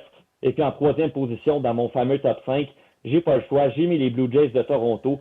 Tu le mentionnes, PO, même si on a perdu les services de Beau Bichette, on a quand même réussi à aller chercher de bons joueurs. Dylan Cease, 7 ans, 210 millions. Kazuma Okamoto, le joueur de troisième but, qui devrait évoluer à cette position-là. On le sait, c'était pas mal un gars qui jouait dans les corners de l'avant-champ, mais on sait, Vladimir Guerrero Jr. est au premier but. Également, le releveur Tyler Rogers qui lance, je sais pas si vous avez vu sa motion, les gars qui lancent littéralement comme une submarine. Ça vient à un angle de bras qui est complètement à l'inverse de ce que un jeune gars comme par exemple Trey Savage nous a offert lors de la série mondiale, un angle de bras qui vient littéralement en haut comme c'est ici, et puis Trevor Rogers, ça vient littéralement en bas. Donc, c'est vraiment intéressant de voir ça. Également, on est allé chercher en Corée les services de Cody Pounds, 3 ans, 30 millions de dollars. Il a déjà joué dans la MLB avec les Pirates de Pittsburgh, n'avait pas été incroyable, mais lorsqu'il a quitté pour la Corée l'an dernier, a gagné le titre de lanceur de l'année dans cette ligue-là. Et puis, je pense que ça va vraiment être incroyable si on regarde la rotation des lanceurs que les Jays devront mettre l'an prochain. Kevin Gausman, Dylan Cease, Trey Savage, José Berrios, Shane Bieber et puis Cody Pounds, selon moi. Ça sent la fin pour José Berrios s'il n'accepte pas d'aller dans l'enclos des releveurs. Mais c'est vraiment fort intéressant, les Blue Jays. Et là où c'est peut-être encore un peu flou, selon moi, où on pourrait faire de meilleures acquisitions, c'est au milieu de l'avant-champ. On a perdu Bo Bichette. Est-ce qu'on pourrait peut-être pas aller chercher un autre bâton de qualité à cette position-là? C'est sûr que ça va être difficile, des bâtons de qualité, littéralement, dans cette classe 2026 des agents autonomes.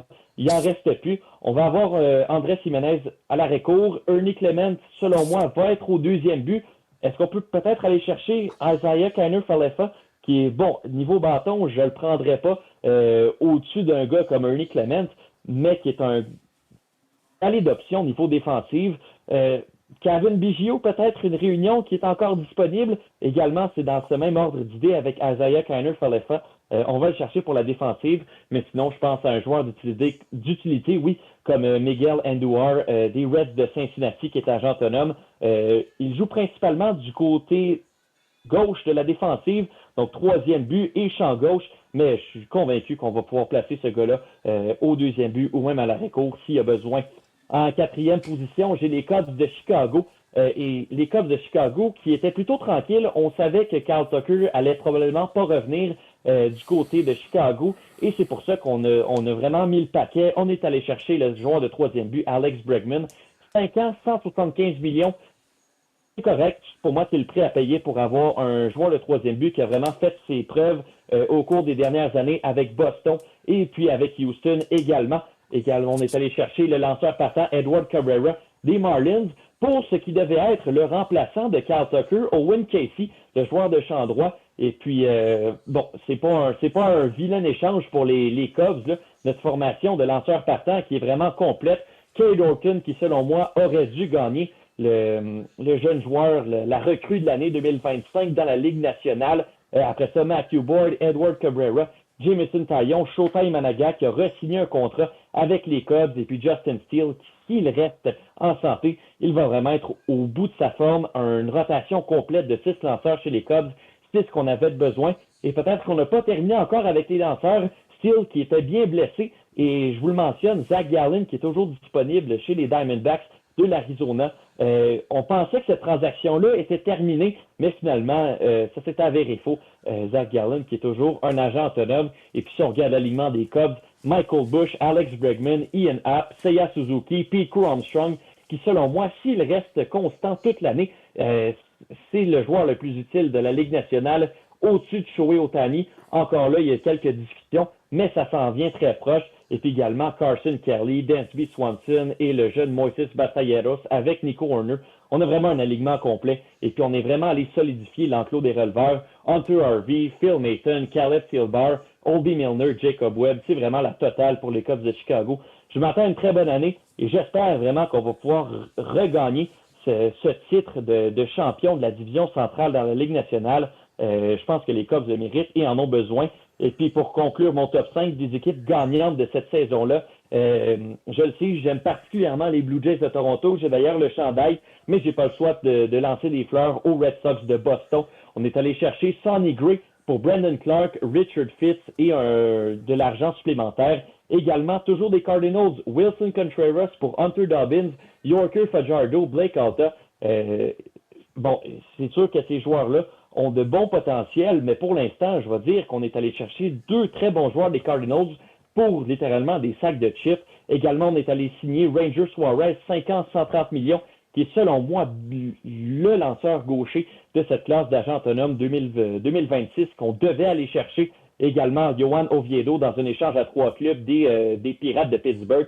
Donc, le club est complet. C'est pas une mauvaise saison morte, comme je mentionne. Oui, peut-être que la saison dernière, on a réussi à perdre Raphaël Devers. Il y avait toute cette question-là de on va te déplacer au premier but. Lui ne voulait pas.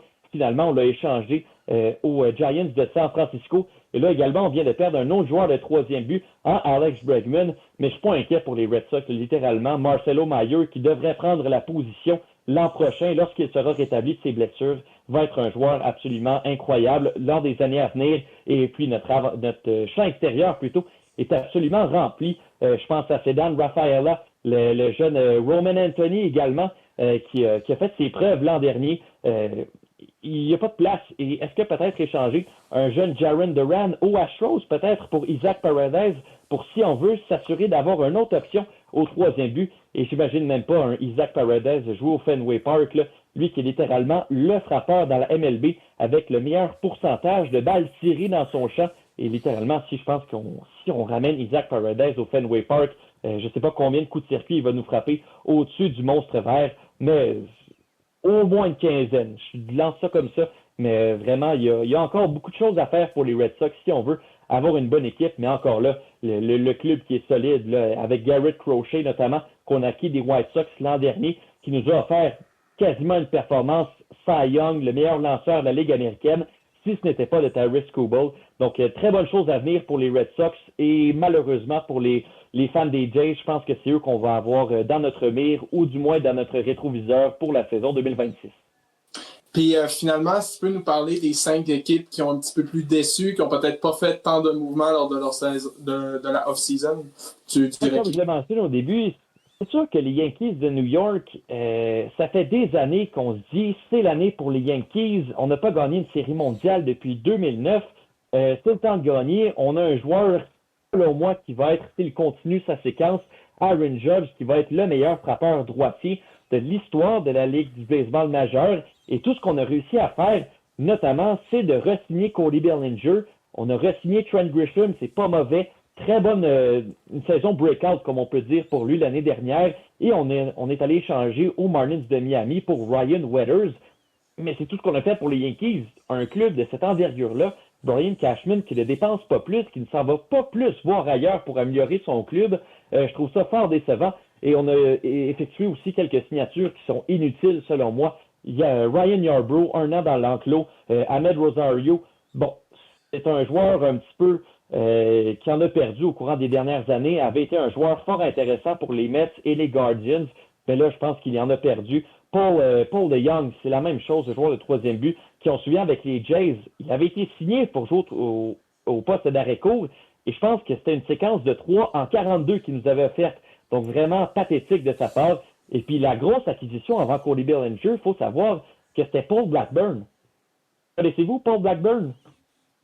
Non, non, pas vraiment. Ah, exact, on l'a signé pour 1 an. Donc, je trouve ça quand même assez décevant. Mais quand même, il faut se réjouir. Garrett Cole devrait être de retour normalement l'année prochaine. Et si on accompagne ça avec une bonne saison de Max Fried, Carlos Rodon, le jeune Cam Schlittler, qui a vraiment été incroyable durant les séries l'an dernier, Louis Seal et le jeune Ryan Weathers qu'on a acquis des Marlins, je pense que quand même, niveau lanceur, on va être capable de s'en sortir pour les Yankees en 2026. Deuxième équipe que je trouve extrêmement décevante lors de cette saison morte, c'est les Brewers de Milwaukee. Brewers de Milwaukee, qui, peut-être que vous ne saviez pas, ont eu le plus de victoires dans la Ligue au complet l'an dernier. C'est les Brewers de Milwaukee. Vous pensez peut-être que les Dodgers ont une excellente saison, les Blue Jays également. Mais non, c'est les Brewers de Milwaukee. Et tout ce qu'on a réussi à faire, c'est signer, re-signer du moins, le lanceur partant Brendan Woodruff. On est allé chercher les services de Angel Zerpa, le lanceur releveur gaucher des Royals de Kansas City, pour... Et ça, je ne sais pas comment réagir face à ça, pour le jeune lanceur droitier Nick Mears et un gars qui a fini 4e pour le vote de recrue de l'année l'an dernier, le joueur de champ Isaac Collins. Et bon, il faut savoir que c'est les Brewers qui vont assurément être capables de tourner Angel Zerpa comme un gars qui pourrait gagner littéralement releveur de l'année. C'est ce qu'ils font depuis des années. On l'a vu, ils l'ont fait avec Corbin Burns il y a quelques années de cela. Ils avaient réussi à gagner un Cy Young avec les Brewers en 2021, si je ne me trompe pas. Bref, on est également allé chercher Akil Baddoo. Encore là, c'est pas assez pour améliorer ton club, mais quand même, la magie des Brewers, selon moi, va s'opérer. On a quand même Christian Yelich qui est en très bonne forme. Donc, les joueurs vont performer, ça, j'en doute pas. Et ce qui m'a fâché récemment, c'est que j'ai appris que vraiment le lanceur, la pièce maîtresse de cet alignement de lanceurs, Freddie Peralta, on compte l'échanger l'année prochaine. Et je me dis, pourquoi est-ce qu'une équipe comme ça voudrait l'échanger? On a un très bon, notre farm prospect est excellent. On est encore dans les aspirations pour gagner, atteindre la série mondiale, gagner une série mondiale. Écoutez, si ce n'était pas des Dodgers l'an dernier, les Brewers se sont rendus en série de championnat et bon, malheureusement, n'ont pas à faire cette bataille-là, mais les Brewers peuvent aspirer à se rendre en série mondiale. Et là, d'apprendre qu'on veut échanger un lanceur de qualité comme Freddie Peralta, ça me fâche un peu. Et si jamais on l'échange, on va avoir seulement 3 lanceurs. Brendan Woodruff, le jeune Jacob Mezorowski et puis Quinn Priester qui a été vraiment flamboyant l'année dernière. Oui, quand même, je pense que les Brewers méritent mieux et je pense que garder nos joueurs, ça va être important pour les saisons à venir parce que ce club-là, depuis des années, a des problèmes, mais c'est pas vraiment... oui, je pense qu'on peut le dire comme ça, a des problèmes de ne pas vouloir dépenser trop, d'avoir des gros payrolls, comme par exemple des équipes comme les Phillies, les Padres, les Blue Jays également, qui ont fortement augmenté au courant des dernières années. Et je pense que c'est un problème qui prend de l'expansion dans la Ligue de baseball majeure. Et je trouve ça vraiment déplorable qu'on veuille se départir de Freddie Peralta pour des raisons de masse salariale, qu'on ne veuille pas le garder à cause de ça. Bon, il y aurait du bon matériel à aller chercher en échange, ça je vous l'accorde, mais quand même, je pense que les Brewers ne sont pas rendus là. On est encore une équipe qui est bien performante et l'échanger, je pense que ce serait pas quelque chose à faire. Théo, tu me connais bien, tu sais que j'adore les Padres de San Diego. C'est mon équipe, je pense que tu es capable même de dire c'est quoi mon joueur préféré. Il est en arrière aussi, d'ailleurs, je pense que vous pouvez le voir. As-tu une idée? Non, aucune idée. Hey, mon joueur préféré, c'est Fernando Tatis Jr. Et malheureusement, j'ai pas le choix de mettre les Padres comme une équipe qui a été décevante lors de cette saison morte. Deux transactions importantes que je peux dire.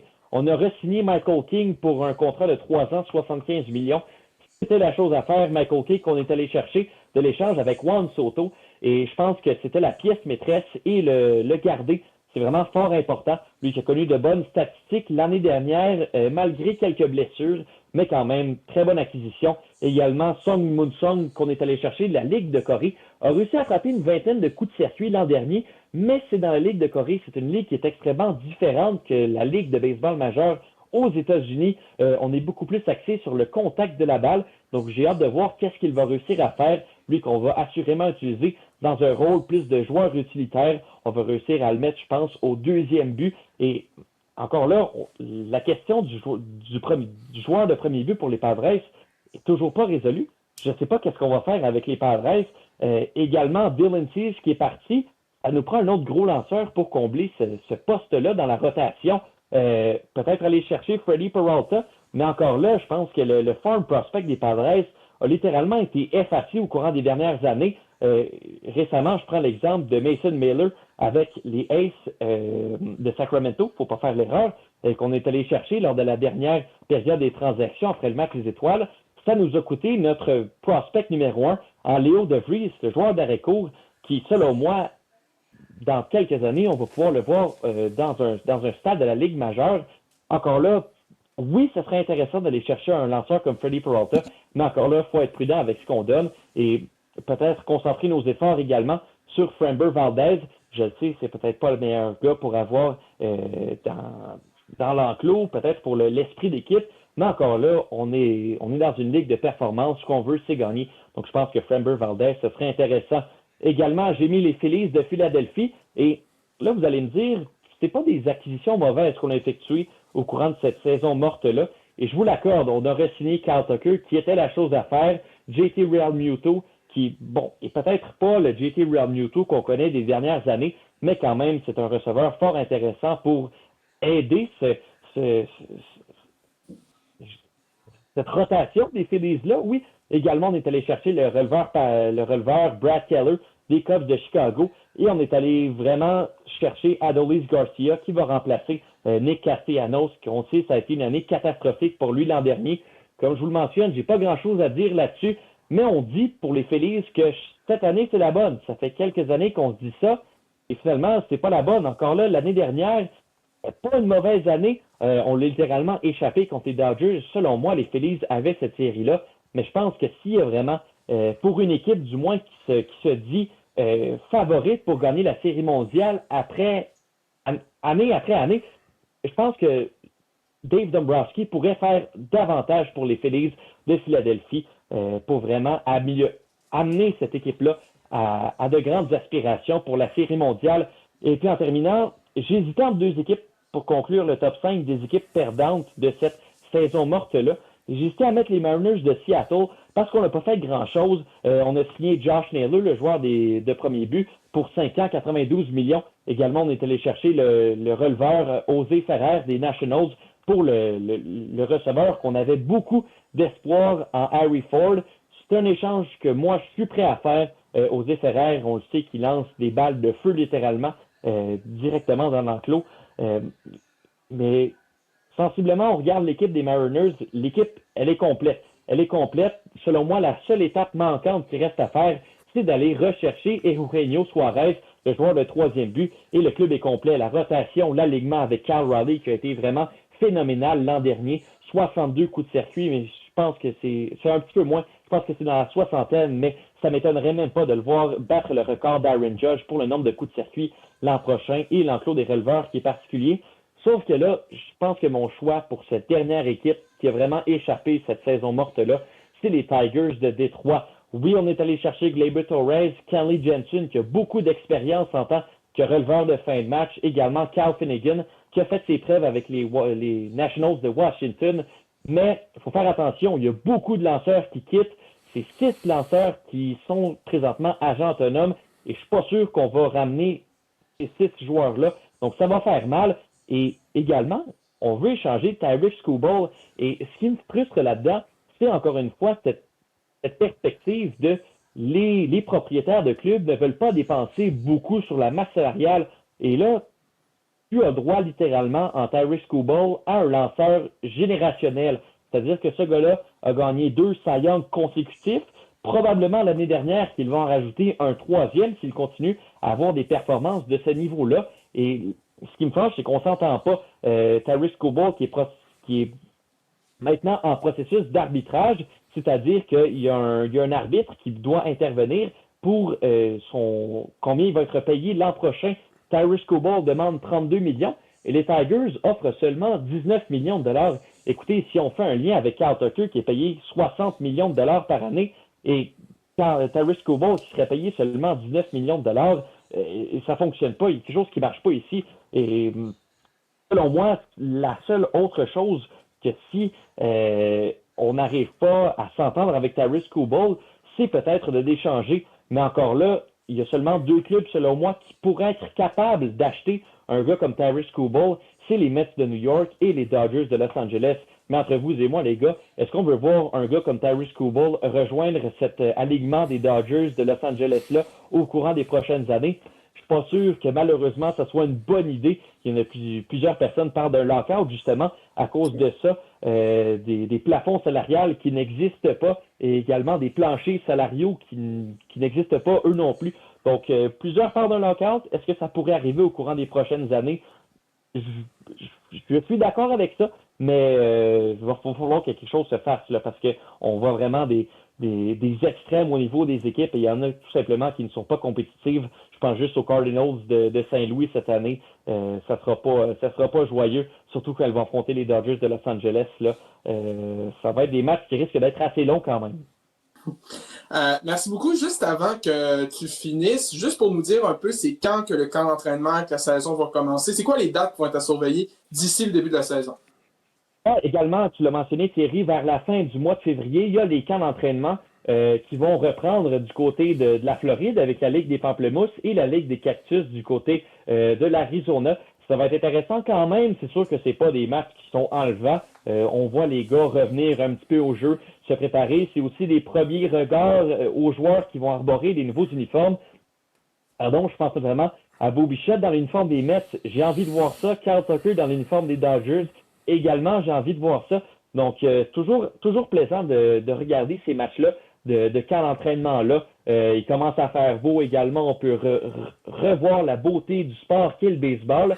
Et puis, également, il y a des jeunes recrues qui vont faire leur début lors de ces matchs-là. Et je vous dirais, messieurs, de ne pas fermer l'œil pendant cette fameuse période de camp d'entraînement-là qui dure 1 an, parce qu'au début du mois de mars, il va y avoir la traditionnelle classique mondiale de baseball. J'espère qu'on aura d'ailleurs la chance de s'en reparler. Mais vraiment, ce tournoi mondial de baseball-là qui oppose les plus grandes nations de baseball. Le Canada va y faire partie, les États-Unis, la République dominicaine, le Japon qui a gagné l'édition précédente. Et vraiment, là, je vous invite à aller voir les alignements partants, du moins des joueurs qui ont manifesté leur intérêt pour participer à cette formation-là, à cette compétition-là, du moins. Ça va être vraiment fort intéressant. Et puis du côté de la fin du mois de mars, là, c'est là qu'on va avoir un vrai début de saison, les matchs qui vont commencer. On est là pour une run quand même au baseball. C'est 162 matchs de saison régulière qui commencent en fin mars pour se terminer à peu près au mois d'octobre. Et après ça, il y a les séries éliminatoires. Donc, on est parti pour une ride, mais vraiment, là,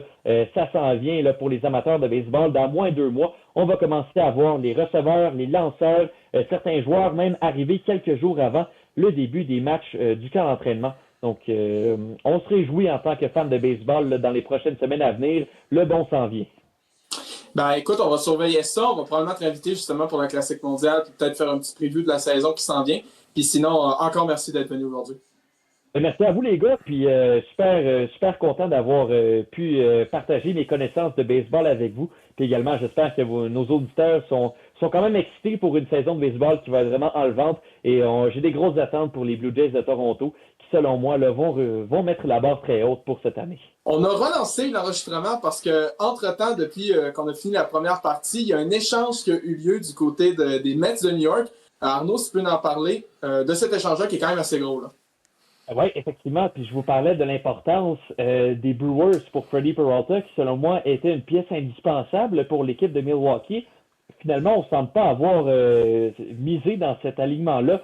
Finalement, on a échangé Freddie Peralta et le releveur Tobias Myers, qui est quand même qui a quand même montré des prouesses assez intéressantes au courant des dernières années avec les Brewers. On échange ces 2 gars-là aux Mets de New York.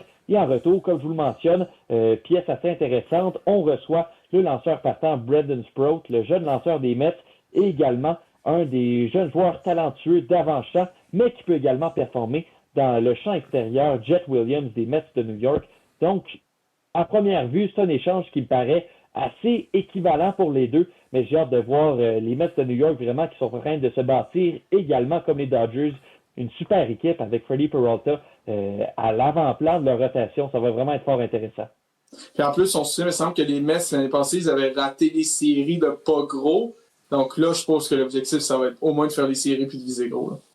Littéralement, les Marlins de Miami, on se rappelle qui, lors de la dernière série de 3 matchs à Miami, avaient littéralement sacrifié tout leur espoir de faire eux-mêmes les séries qui étaient quand même impliquées. Je pense que vers la fin de la saison, on était à quoi? 1 ou 2 matchs de se mettre dans le portrait. On avait vraiment sacrifié toutes nos chances de faire les séries pour empêcher les Mets de le faire.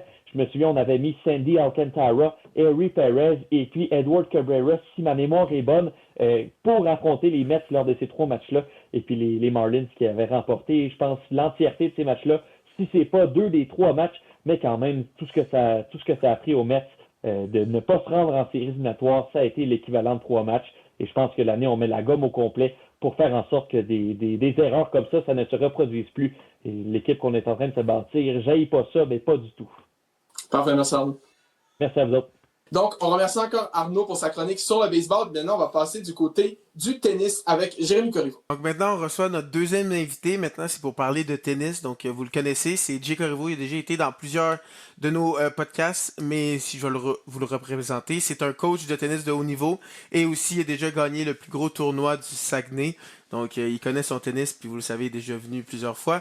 Donc, il y a plusieurs sujets. Le sujet principal, c'est pour parler de l'Australian Open. Mais on va commencer en parlant de la retraite de Raonic, qui est personnellement mon joueur de tennis préféré à vie. Donc, est-ce que tu peux nous parler un peu de sa carrière? Oui, ben, on sait Raonic qui est probablement, en tout cas actuellement, le meilleur joueur canadien de tous les temps en simple. Il a quand même fait la finale de Wimbledon, il faut pas l'oublier. A fini, son meilleur classement a quand même été 3e mondial. dans un temps où c'était une génération forte. On avait Andy Murray qui était à son meilleur. On avait Djokovic qui était encore à son meilleur. Donc, franchement, il a eu une carrière extraordinaire. S'est rendu loin en Grand Chelem. On le connaît notamment avec son excellent service qui a été si efficace. Mais la beauté de Raonic, c'est que dans ses meilleurs moments, c'était pas seulement un serveur. Il était capable de bien construire le point avec son coup droit. N'avait pas le meilleur revers, mais utilisait beaucoup son coup droit à son avantage. Montait au filet, des belles touches, des belles volées. Honnêtement, c'était beau de voir Raonic ces belles années. Et on peut dire qu'on a été chanceux, nous autres, les gars, de l'avoir vu plus dans notre enfance. Franchement, je pense que ça en a inspiré plusieurs dans le tennis, en tout cas. Puis aussi, c'était prévisible qu'elle allait bientôt prendre sa retraite. Ça fait comme 2-3 ans qu'il essaie de revenir, il joue pas beaucoup de matchs, il est blessé. Donc là, il l'a juste annoncé officiellement. Donc sinon, Oui. si on parle de Wimbledon, pas Wimbledon, de Australia Open, c'est le premier grand chelem de la saison. Donc pour commencer, avant de parler des matchs en tant que tel, il y a eu une vidéo qui a tourné un peu partout. C'est l'entrée de Naomi Osaka. Toi, tu as trouvé ça très étrange. Ben, je dirais pas étrange, mais je dirais particulier. Tu sais, c'est la première fois qu'on voit quelque chose comme ça. C'était vraiment une entrée vraiment théâtrale, on dirait. Tu vas pas vraiment voir ça, des affaires comme ça dans le monde du sport.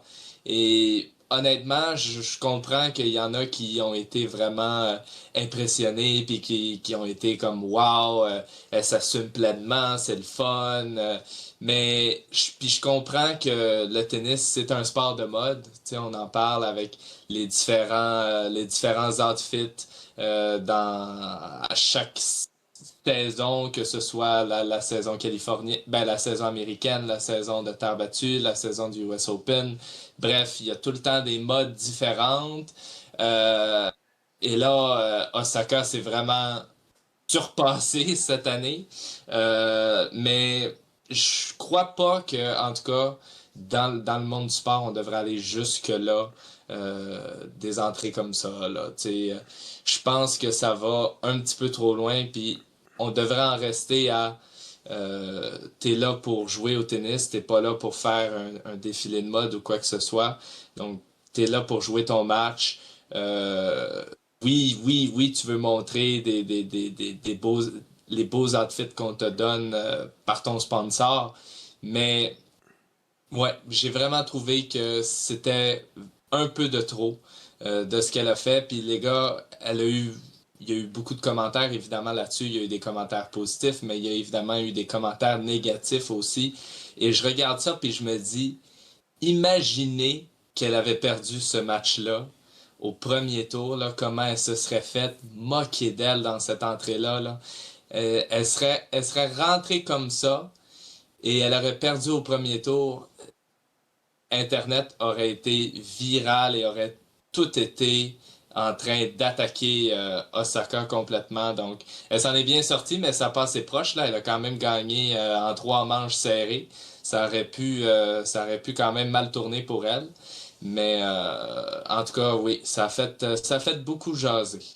Sinon, dans le tournoi, on peut parler de nos Canadiens et Canadiennes qui ça va pas très bien, mais pour commencer, avant de parler de ceux qui sont dans le tournoi, il y a Andrescu qui était pas présente, mais qui s'est quand même bien déroulé dans un autre tournoi.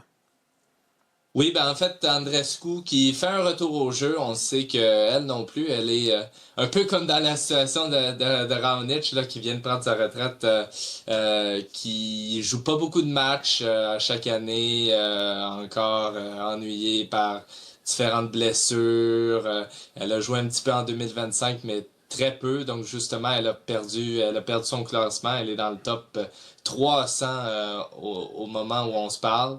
Donc, si elle voulait faire des tournois comme les internationaux d'Australie à moins d'une invitation, mais sinon elle aurait dû passer par les qualifications.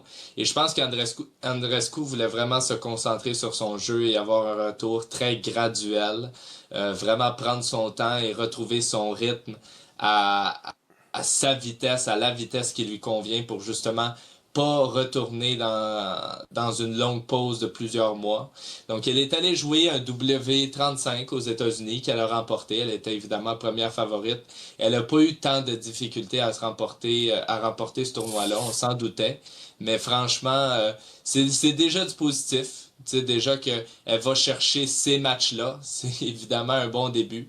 Donc, je suis optimiste qu'elle va revenir dans la WTA. Elle va revenir à des tournois de plus haut niveau tranquillement. Elle va sûrement commencer avec des 250 en début de saison. Elle va monter des 500, des 1000. Elle va revenir en Grand Chelem cette année. J'y crois. Premièrement, la première chose qu'on lui souhaite, c'est vraiment de la santé. Et après ça, on va se concentrer sur ses performances. Sinon, du côté de nos Canadiens, il y en a eu deux qui se sont blessés. Il y a Félix et Stakusik qui se sont blessés. Donc, est-ce que tu peux nous parler de leurs blessures un peu? Ben, premièrement, je vais commencer avec Stakusic. C'est décevant parce que elle avait réussi à se qualifier, ce qui était super pour elle. Et elle avait quand même un bon match de premier tour, Priscilla Hon, l'Australienne, et c'était un match assez serré qui était en 3 manches et malheureusement elle s'est blessée quand même assez gravement. Elle a dû partir, elle a dû quitter le terrain en chaise roulante. C'était pas des belles scènes à voir. Donc, vraiment dommage que ça a dû finir comme ça. Elle aurait pu remporter ce match en plus. Donc, très dommage pour elle.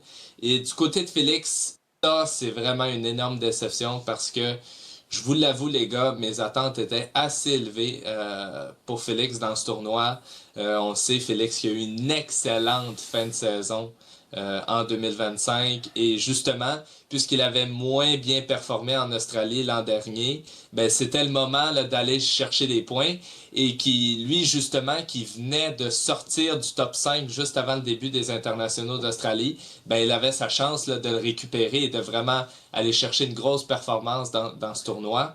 Et malheureusement, il s'est blessé dans son premier tour contre Borges. Il avait remporté la première manche. Il semblait en contrôle au début, mais finalement, la santé, les blessures ont pris le dessus. Donc, très dommage pour Félix. On va espérer que c'est pas trop grave pour lui et qu'il va nous revenir en santé très bientôt. Sinon, il y a eu d'autres Canadiens où ça s'est pas bien déroulé, ils sont déjà éliminés. Il y a Diallo, il y a Layla, puis il y en a d'autres. Donc, est-ce que tu peux nous parler de nos Canadiens qui sont déjà éliminés? Ben, je vais commencer avec Liam Draxel, qui lui aussi s'était qualifié. Il jouait contre Damir Dumour, qui est pas un joueur évident, qui est un joueur très régulier, qui rate pas beaucoup de balles. Donc, honnêtement, j'étais pas surpris qu'il perde ce match-là. Ça a été un match très compliqué, je pense surtout physiquement. Lui aussi peut-être semblait ennuyé par les blessures, mais Dumour, c'est un joueur qui t'épuise physiquement, donc il faut que tu aies la forme pour battre des joueurs comme ça. Donc, mais c'est déjà très beau qu'il a réussi à passer les qualifications. C'est pas arrivé souvent pour lui, donc ça peut continuer d'ailleurs. Du côté de Diallo, ben honnêtement, il a eu un mauvais tableau. Alexander Zverev au premier tour, c'est pas évident. Et on peut quand même être impressionné du côté de Diallo parce qu'il a remporté la première manche 7-6 quand même. Et après ça, ben, Zverev a repris de la confiance, est revenu à son niveau de jeu habituel et a remporté ce match en 4 manches. Donc, pas vraiment de surprise là-dessus. Et Leila, ça aussi, c'est une déception. Je m'attendais à mieux de son côté, qui a battu une joueuse qui n'était pas connue tant que ça et qu'elle aurait dû battre dans des normales circonstances. Mais et puis elle aussi, elle avait connu une bonne fin de saison, semblait en forme en début de saison. Euh, donc c'est très dommage qu'elle n'a pas pu se rendre plus loin dans ces internationaux d'Australie. Sinon, on a encore deux Canadiens qui font quand même bien. Premièrement, il y a Mboko, que ça va bien, mais aussi son tournoi juste avant s'était rendu en finale. Donc, est-ce que tu peux nous parler de son parcours jusqu'à maintenant? Ben, honnêtement, on peut être très impressionné du début de saison de Victoria Mboko, qui d'abord avait fait la United Cup, la coupe mixte entre hommes et femmes en Australie, qui était aux côtés de Félix Auger-Aliassime, qui a connu des belles performances. Elle n'a pas gagné tous ses matchs, mais elle a joué des bons matchs et après ça, elle s'est rendue à Adélaïde pour un tournoi 500 préparatoire. A eu des très bonnes performances. Elle s'est rendue jusqu'en finale alors qu'elle était seulement 8e favorite. Donc, il y avait quand même de la surprise là-dessus. Et sur son chemin, elle a quand même battu Madison Keys, qui est dans le top 10 et qui était la 2e favorite du tournoi. Donc, franchement, grosse victoire du côté d'Mboko. Et en finale, c'est dommage, elle avait bien commencé contre Mira Andreeva. Elle avait l'avance en début de match et après ça, ça l'a complètement... ça s'est complètement chamboulé pour elle. Andreeva qui a complètement dominé le reste du match. C'était une victoire facile pour elle. Bon, mais c'était vraiment du positif avant qu'elle entame les internationaux d'Australie. Et pour l'instant, ça va très bien pour elle. 2 victoires convaincantes pour l'instant. Elle est au 3e tour et elle pourrait potentiellement, au 4e tour, affronter la première mondiale Aryna Sabalenka. Et ça, là, ce serait très intéressant. Mais honnêtement, je la vois quand même pas causer la surprise. Là. Sabalenka est vraiment à un niveau complètement supérieur à pas mal tout le monde actuellement. Donc, je la verrais pas battre Sabalenka, mais ce serait intéressant d'avoir ce duel-là, en tout cas.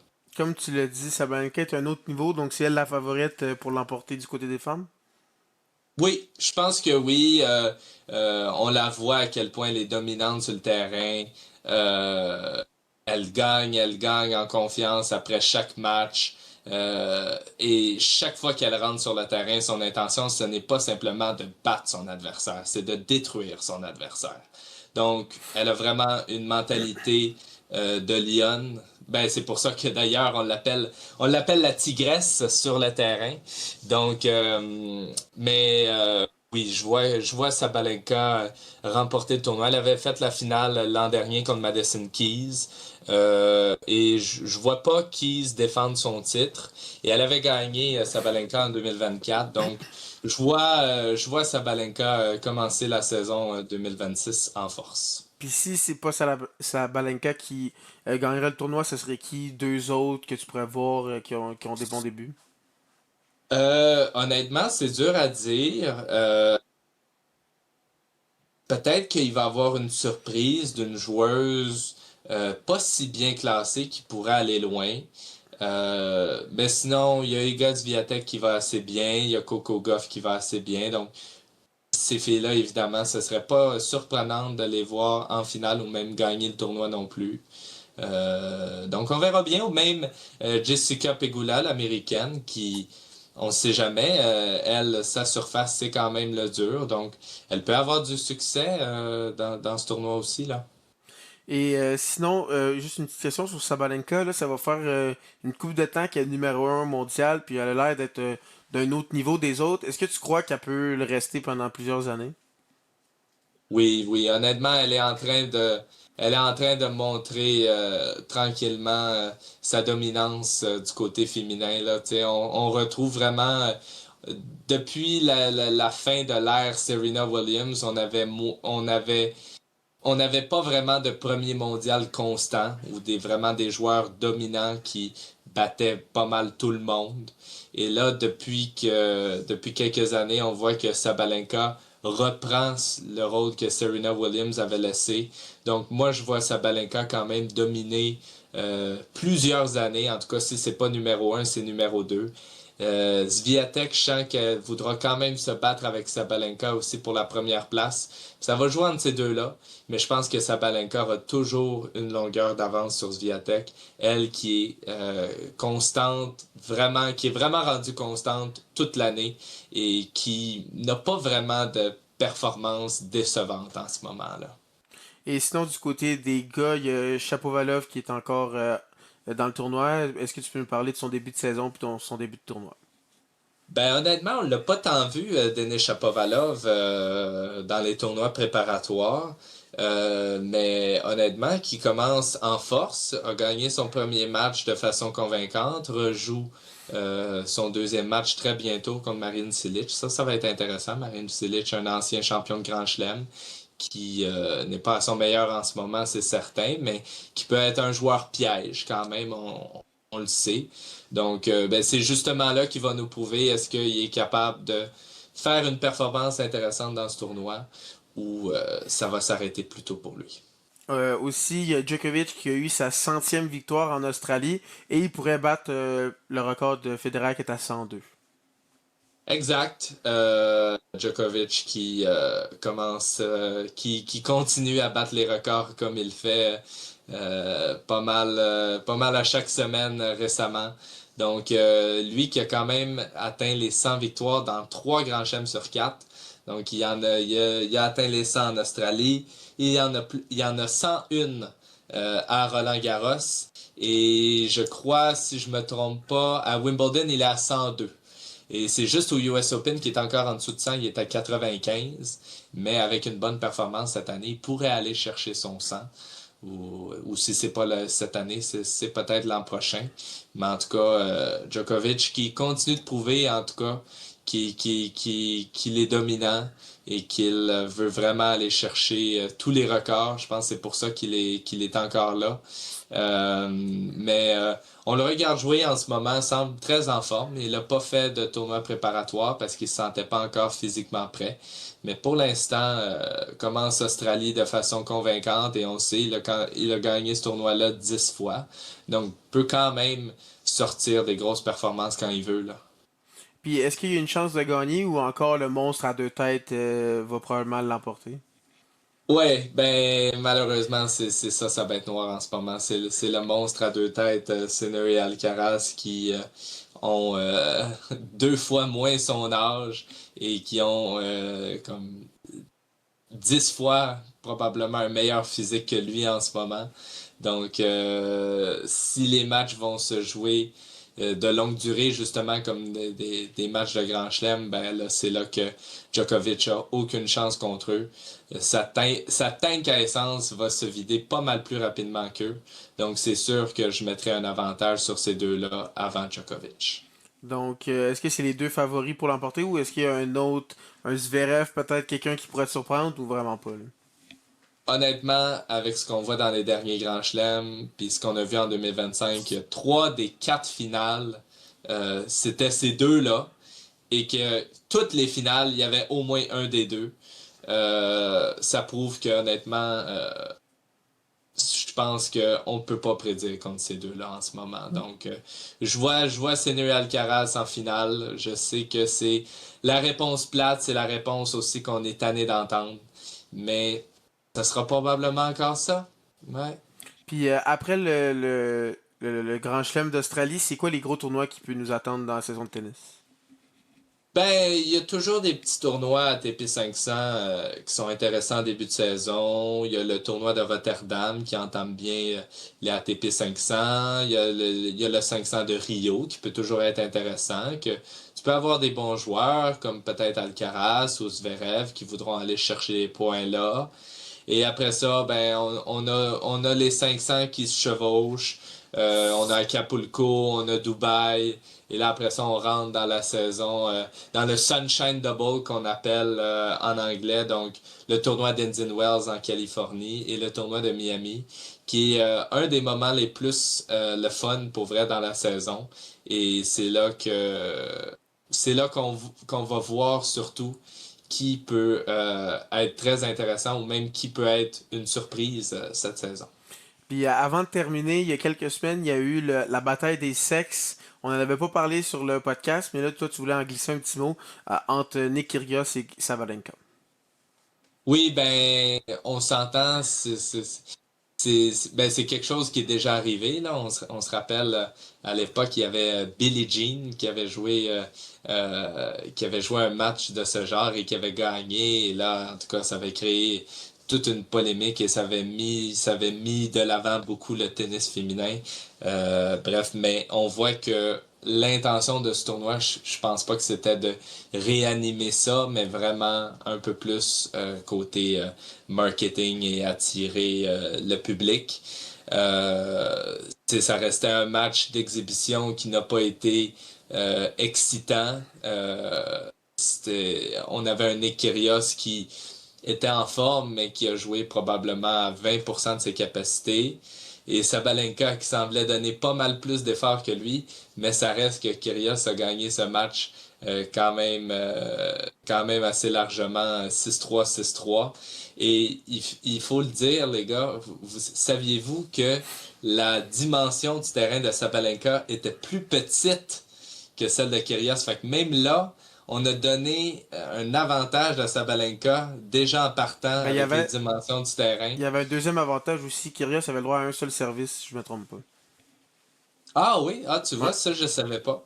Mais tu vois que finalement, tous ces petits éléments-là ont rien changé. Puis même là, je trouve que ça a un peu descendu Sabalenka parce que déjà on dirait qu'on n'avait pas espoir en elle.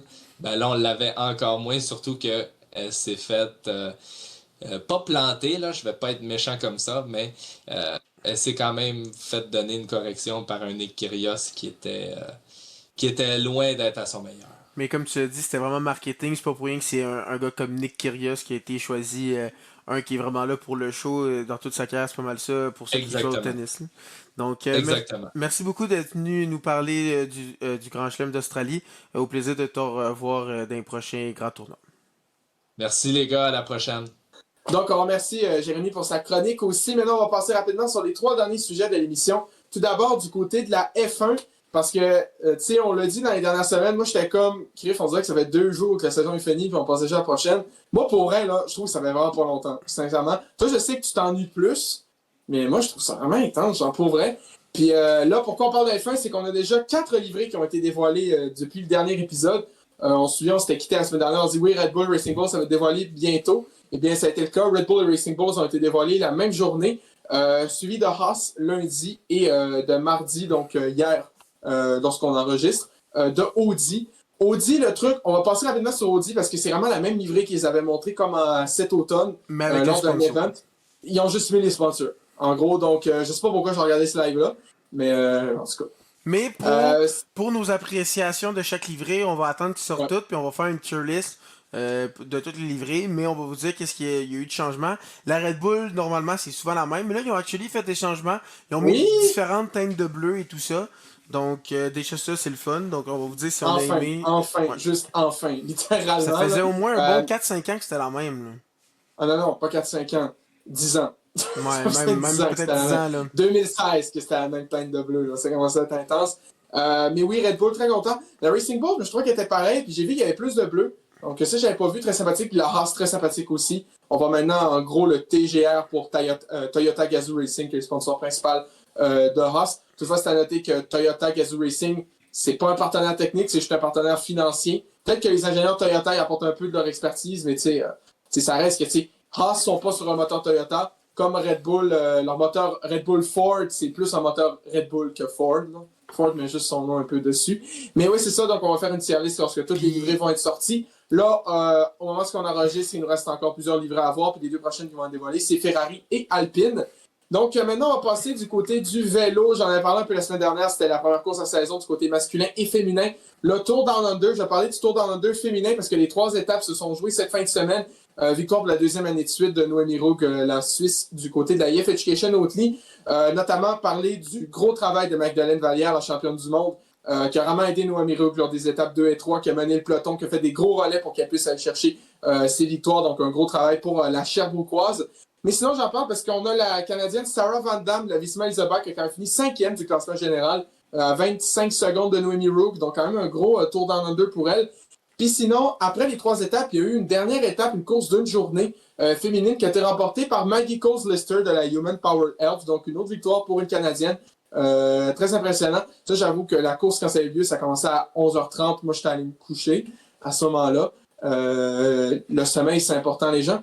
Mais c'est surtout drôle qu'on dise ça alors que présentement, on est comme à minuit et demi. Mais c'est quand même assez drôle. Mais oui, c'est ça. Donc, une grosse performance pour Maggie Coles-Lister et pour Sarah Van Damme lors de ce Tour Down Under. Puis du côté masculin, rien à dire à part que là, je viens d'avoir le résultat de la 2e étape. La dictature UAE est repartie de plus belle. Jay Vine, l'Australien, qui a remporté l'étape devant son coéquipier Jonathan Narvaez. Donc, youpi! On est reparti pour une année pénible. Puis Pogacar n'a même pas couru encore. Sinon, On se souvient de Derek G, j'avais parlé, ça avait pris beaucoup de temps avant qu'il signe un contrat, signé avec le Lidl Trek, le champion canadien. On a eu ses premières courses de son programme, je vais essayer de les retrouver rapidement, mais on a eu comme des premières updates sur les premières courses qu'il va faire cette saison. Je vais juste regarder brièvement, mais ça ressemble beaucoup à son programme de l'année dernière. Tout d'abord, il va commencer le 18 février prochain avec le Tour de l'Algarve aux côtés du Portugal. Après, il va aller faire le Tour de la Catalogne fin mars. Et fin avril, il va faire le Tour des Alpes, qui est une course de préparation au Giro. Donc le 8 mai, il va être du côté de l'Italie pour faire le Giro. On se souvient l'année passée, le Tour d'Italie, il avait fini 4e du classement général. Donc en espérant qu'il puisse aller chercher un podium cette année, ça serait vraiment impressionnant. Puis plus tard, on va peut-être aller faire la Vuelta cette année. Donc ça va être à surveiller. Mais très hâte de voir la saison de Derek G cette année. Puis finalement, du côté de la WNBA, on se souvient cette année, il y a une nouvelle équipe d'expansion dans la ligue, une équipe canadienne, le Tempo de Toronto. Mais pourquoi j'en parle, c'est parce qu'ils ont dévoilé leur schedule pour la saison 2025, plus la saison 2026 qui va débuter au mois de mai, si je regarde bien en tant que tel. Puis ce qui est à noter, c'est que cet été, le Tempo vont jouer 2 matchs du côté de Montréal. Tout d'abord, le 10 juillet du côté contre Minnesota et le 12 juillet contre l'équipe de New York. Donc ça va être très intéressant à suivre. J'ai une amie justement qui nous avait aidé lorsqu'on a parlé des séries de la WNBA qui a déjà passé une précommande pour les billets pour le match à Montréal. Donc très hâte de voir ça en tant que tel. Le Tempo Toronto qui est une des 2 équipes d'expansion dans la WNBA avec le Fire de Portland, puis la Ligue qui va continuer à grossir d'ici 2030 aussi. Donc très hâte de voir ça. De ce côté-là. Puis sinon, écoutez, c'est pas mal tout ce qui conclut cet épisode en tant que tel. J'espère que vous avez apprécié. La semaine prochaine, on va revenir sur les séries d'associations dans la NFL. On va continuer de parler de la LNH. Tranquillement, par contre, la LNH, ça va être allé en pause parce qu'on va aller du côté des Jeux olympiques. On va essayer de faire un petit truc. On va regarder c'est quoi les athlètes principaux qui auraient le plus de chances de médailles du côté du Canada. Tranquillement, on connaît plus de délégations. Mais bien sûr, on connaît le hockey depuis un bon moment. Maintenant, pour tout ce qui est ski, inquiétez-vous pas, Michael Kingsbury va être là.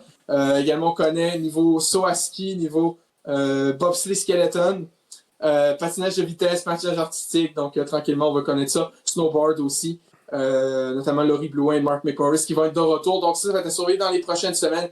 Puis également, il va y avoir un petit peu de vélo qui va revenir, des nouvelles livrées de Formule 1. Puis c'est ça. Donc, en espérant que vous avez apprécié cet épisode, on va se retrouver bientôt.